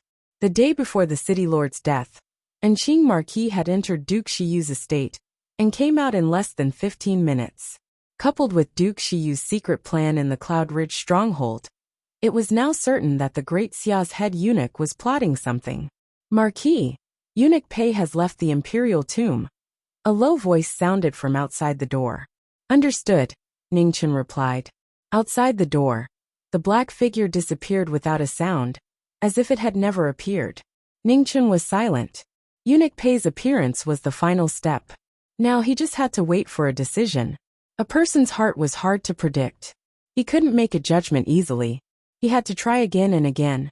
Late at night, Lu Ruoxi woke up and saw the flickering light in the Marquis' room. She got up and went to the door and gently knocked. Inside the room, Ningchen frowned and said, Please come in. Lu Ruoxi pushed the door open and entered. Her plain face looked even more charming under the lamplight. In terms of appearance, this courtesan queen of the imperial city was undoubtedly synonymous with femme fatale. It was just that her temperament was slightly weak. In this era, women were destined to be the vassals of men. After all, a woman like Fan Lingyue, who was more dazzling than the moon in the sky, had only appeared once in 1,000 years. Marquis, rest. Lu Ruo, she said softly as she picked up the wick to make the flame brighter. Ningchen smiled and did not answer. He continued to look at the situation in his hands. There was no such thing as a free reward in this world. He was not a god, and could not predict the future. When Lu Ruo she saw that the Marquis did not speak, she no longer tried to persuade him. Instead, she stood quietly to the side and helped grind the ink. Reading at night with a beautiful woman was every scholar's dream. Unfortunately, Ningchen was not a scholar, but a martial marquis. Cough cough. As the night deepened, the coughing in the room became louder. Lu Ruo she gently patted Ningchen's back, took out a silk handkerchief from her bosom, and handed it to him. Ningchen pushed Lu Ruoxi's hand away and asked, "Aren't you afraid that I'll kill you?" "The Marquis is a good person," Lu Ruoxi said softly. "Heh." Ningchen smiled tiredly and said honestly, "I'm not a good person. If one day I find out that you've done something to let down the Marquis estate, I'll kill you without the slightest hesitation." "That day won't come," Lu Ruoxi said softly. "I hope so," Ningchen replied. 2 hours later, Ningchen finished reading the last piece of information. He closed his eyes in exhaustion and said slowly, "There's an auction tomorrow. Mingyue and I will be going. Are you coming?" Lu Ruoxi hesitated for a moment and asked, "Won't it cause trouble for the Marquis?" "Give me your hand." Ningchen opened his eyes and said indifferently. Lu Ruoxi doubtfully stretched out her left hand. Her slender jade fingers were crystal clear and flawless. Ningchen condensed a sword into his finger, and a trace of true qi flowed through her arm and into her body. A moment later, the brilliance dissipated. "All right. Tomorrow, just put on a simple disguise, and there won't be any problems. Even if a 9th-grade expert investigates, they won't be able to see anything." "Thank you, Marquis," Lu Ruoxi said. "Go back and rest." Ningchen waved his hand and said, "Ruoxi will take her leave." Lu Ruoxi gracefully bowed and immediately left the room. After Lu Ruoxi left, Ningchen got up and went to the courtyard. He looked at the bright moon in the sky and sighed in his heart. It was the end of the month again. He only had less than half a month left. In the northern Meng barracks, Fan Lingyue also stayed up all night. He stood in front of his tent and looked in the direction of the imperial city in silence. Under the moonlight, a graceful figure like a fairy blended into the world, as if she would break through the sky at any moment. These were the two most terrifying women in the world. One had the chaos volume, while the other had the travel volume. When they worked together, they were invincible. Even someone as strong as Ningchen, who had many things that transcended the era, had suffered a great loss at the hands of these two. After a moment, Fan Lingyue softly said something. The beautiful figure under the moonlight calmly nodded and disappeared in a flash. The night gradually dispersed, and the first rays of dawn scattered on the earth, reflecting a faint golden color. In front of the Qilin Pavilion, there was an endless stream of people coming and going. It was the most prosperous scene in 100 years. The 9 Wonders separation flower was a divine flower that had always only existed in legends. No one had thought that it would actually appear in this world. Ningchen came, holding little Mingyu's hand. On the other side, Lu Ruoxi was wearing a mask that covered her peerless appearance, but it couldn't hide her exquisite and alluring body. The dignitaries who came today were all true big shots. Many of them had seen Ningchen before, so they weren't surprised at his arrival. Everyone in the world knew that Jiming Marquis of the Great Xia lacked nothing but this divine flower. "Marquis, please." A young woman walked over and politely bowed. Ningchen faintly smiled. The seemingly delicate woman in front of him wasn't as harmless as she looked. The Qilin Pavilion was one of the largest chambers of commerce in the world. For this woman to be sent to be in charge of this auction, her background was definitely not simple. The 4 of them walked into a private room. A beautiful maidservant was waiting inside. The woman said a few words to her before she turned around and left. The maid knew that the young man in front of her had a noble status and didn't dare to neglect him. She respectfully stood to the side, waiting for orders at any time. Ning Chun started coughing again, one after another. It was very dull, and the three people in the box were scared witless. Bad guy. Ming Yu's beautiful big eyes were full of worry. She stood up and used her small handkerchief to wipe off the blood on his lips. It's okay. You'll get used to it. Ning Chun patted the little girl's cloth hat and comforted her with a smile. You help him massage his back. Ming Yu pointed at Lu Ruoxi and said fiercely.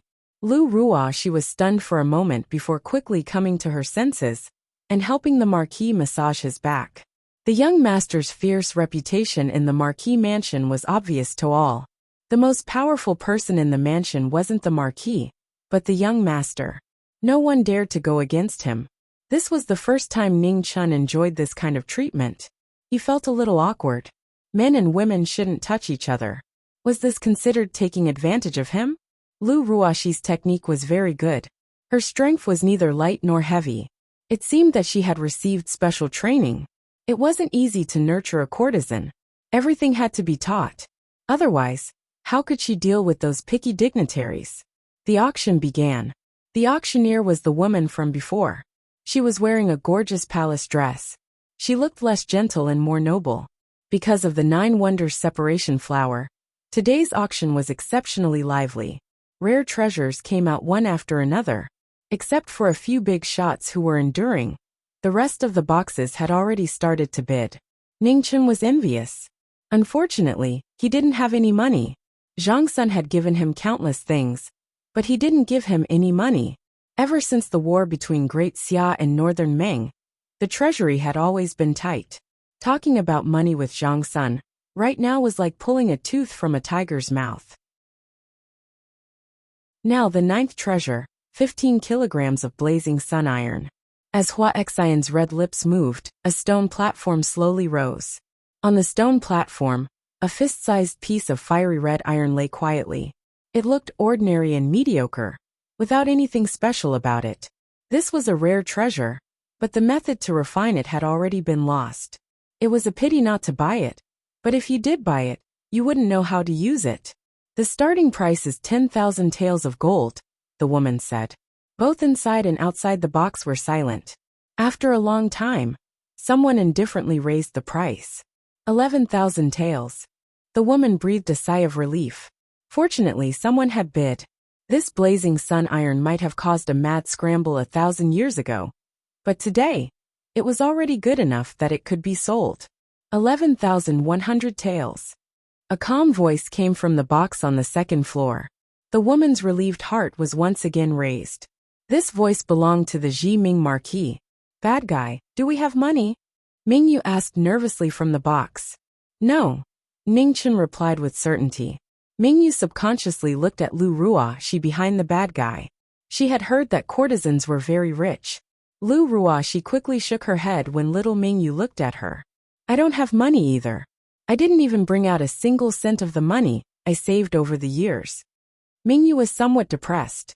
What should she do? Sell her or sell you? Ning Chun joked with a smile. She's valuable, but I'm a child. I'm worthless. Ming Yu analyzed seriously. Hee. Ning Chun pinched the little girl's cheeks. She was so mischievous. Someone from the box raised the price 2 more times. Ning Chun also raised the price, but each time, he didn't raise it much, just 100 taels. In the end, the person in the box gave up and didn't make another sound. In the end, the final price of the blazing sun iron was 13,100 taels. It was a cheap price, but it was enough to buy a cabbage as tall as Mijia Mountain. Ning Chun's heart was actually very moved by this fist-sized blazing sun iron. He seemed to be casually raising the price, but in reality, he was determined to get it. When he was in Tao Tai's stomach, Dao Chief Jiang Wangji had taught him a Dao sect cultivation method. So he was no stranger to this blazing sun iron. Others didn't have the refining method, but he did. The Dao sect's refining method was unparalleled in the world. Even the current Confucian sect was far behind it. After all, the Confucian sect had only been around for 1,000 years, while the Dao sect had been around for tens of thousands of years. In the remaining time, several more rare treasures appeared, causing round after round of competition. Ning Chun and little Mingyu looked at each other with wide eyes, but they didn't make a sound. If one didn't manage the house, they wouldn't know the cost of firewood and rice.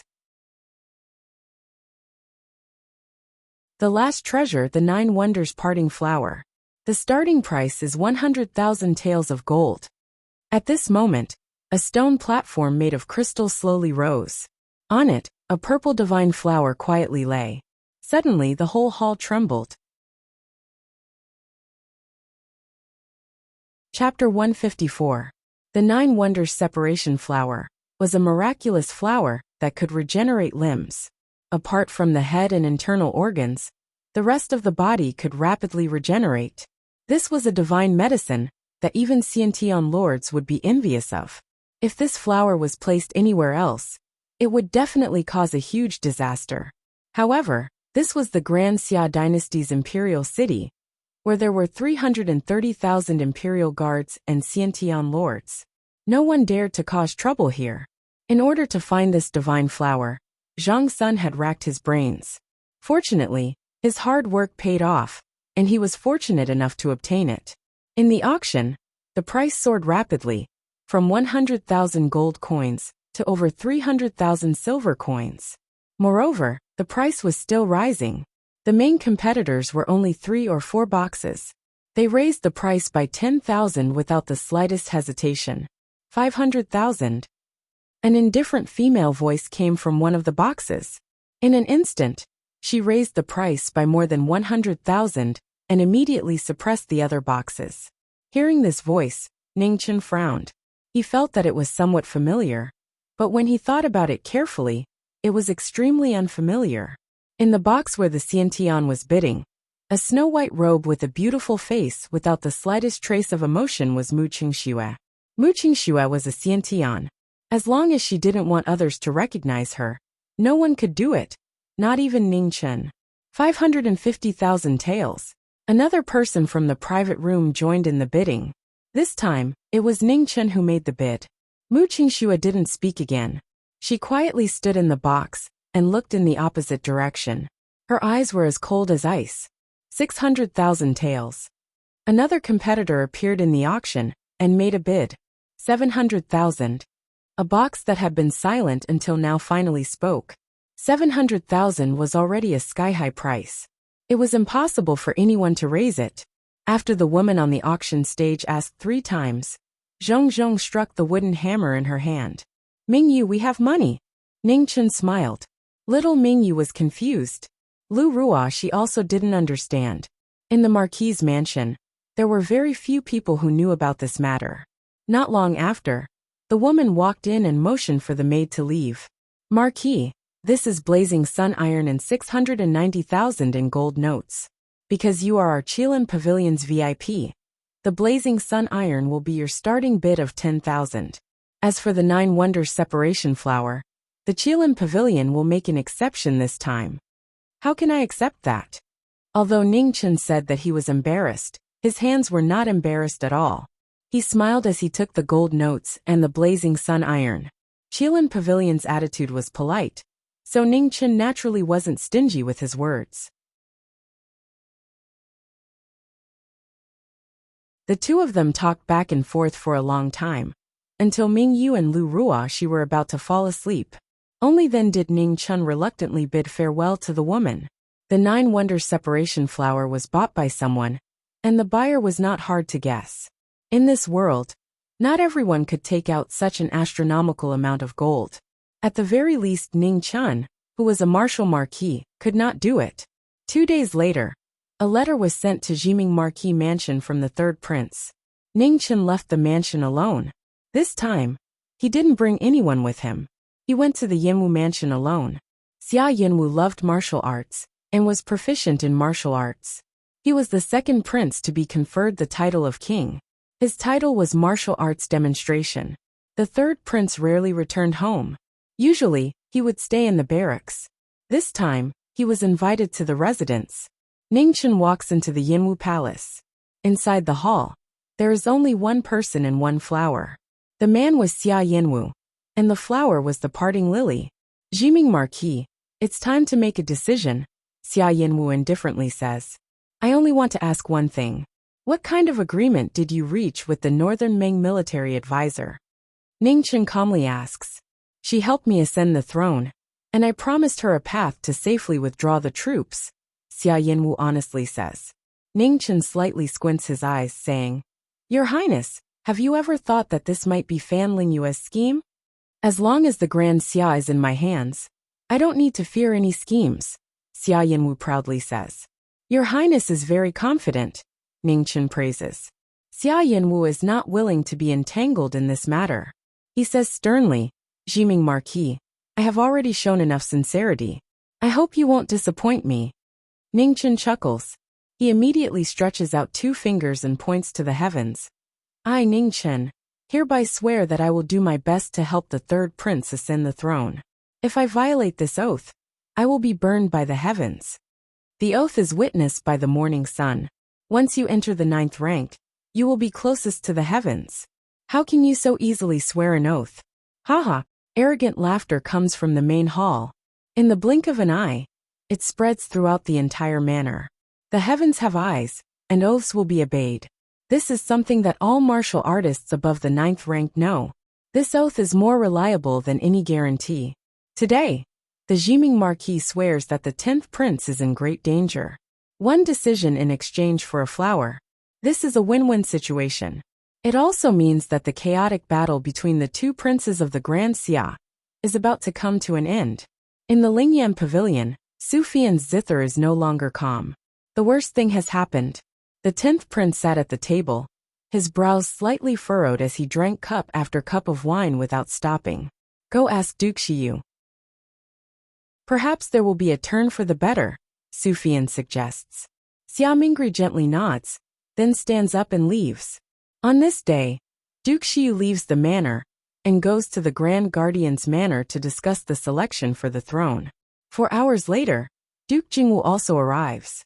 The 3 dukes gather and discuss until sunset before leaving. Duke Jingwu's point of view hasn't changed. He supports the 3rd prince. Duke Xiyu supports the 10th prince. But the Grand Guardian's point of view has changed.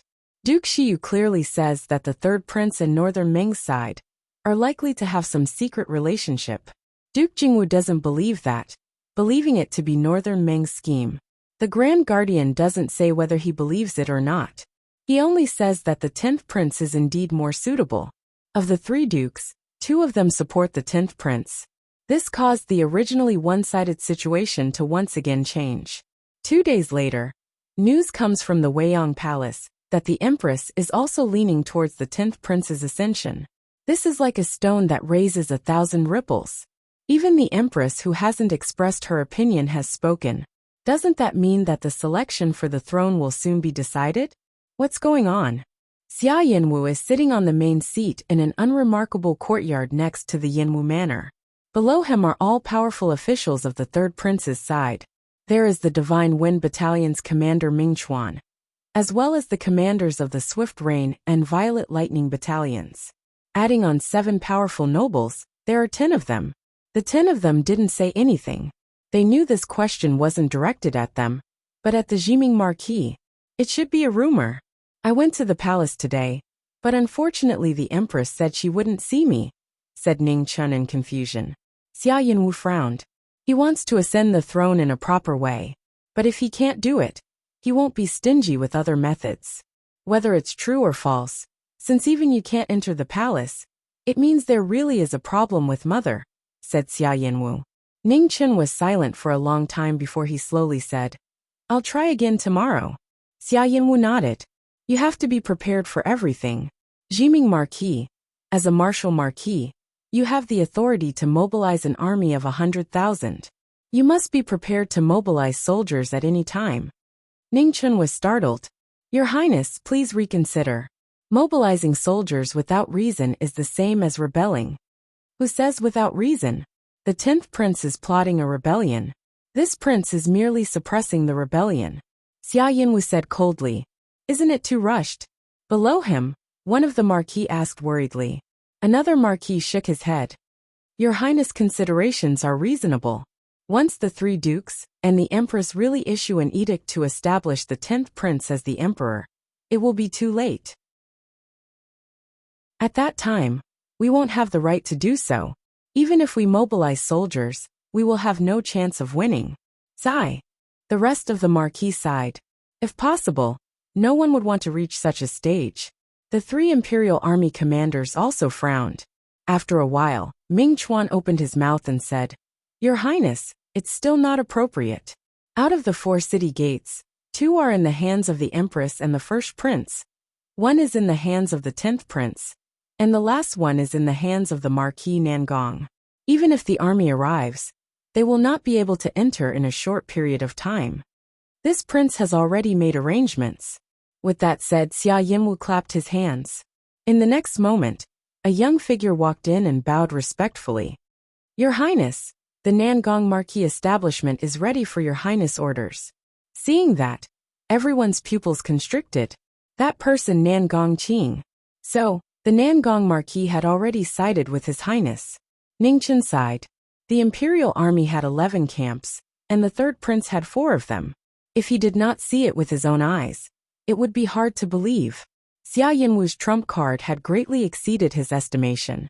Everyone dispersed and left in the night. Ningchen also returned to the Ji Mingho residence and went straight to his study room. On the second day, Ningchen entered the palace again, but he was once again stopped in front of the heavenly mandate chamber. "Marquis, please do not make things difficult for this subordinate." An imperial army soldier revealed a difficult expression. "Why is the Empress not meeting me?" Ningchen asked. The Empress did not say. She only said that if Marquis enters the palace, she will not meet you. The imperial army soldier said helplessly. "Esteemed Empress, Ningchen requests an audience." Ningchen took 2 steps back and shouted. His voice rumbled and shook the entire imperial palace. But in the deep heavenly mandate chamber, it was still calm, and not a single sound came out. "Marquis, please go back." The imperial army soldier sighed. "Humph." Ningchen flung his sleeve and left angrily. The news that Jiming Marquis was once again refused an audience by the Empress in front of the heavenly mandate chamber spread like wildfire. Everyone in the imperial court knew about Jiming Marquis' background. Even if he was not personally taught by the Empress, it was close. Now, Jiming Marquis could not even enter the heavenly mandate chamber. One could imagine how angry the Empress was. It seemed that the matter of Jiming Marquis taking a side had completely angered the Empress. However, this also made everyone see one thing clearly. It turned out that the Empress had in mind the Empress's choice of the Emperor was the 10th prince. It was understandable that Jiming Marquis stood on the 3rd prince's side for the 9 wonders flower. No one could say anything about it. Such an opportunity would only come once. If it was lost, it would never be found again. 2 days later, the 3 dukes and Zhang Sun met again in the heavenly mandate chamber. The 4 of them talked for an entire day, but no one knew the result. However, this time, Duke Jingwu sent a letter to the 3rd prince. The letter was very simple, and only had 5 words. "Teacher has done his best." You're tuning in to the Li Mei's Wuxia Whispers YouTube channel. We're so grateful for your support, and don't forget to subscribe to join us on this incredible journey through captivating stories. Your generosity through donations truly makes a world of difference, as it's the primary source of revenue that allows me to expand and enhance this channel for you. Thank you from the bottom of my heart for being a part of this adventure.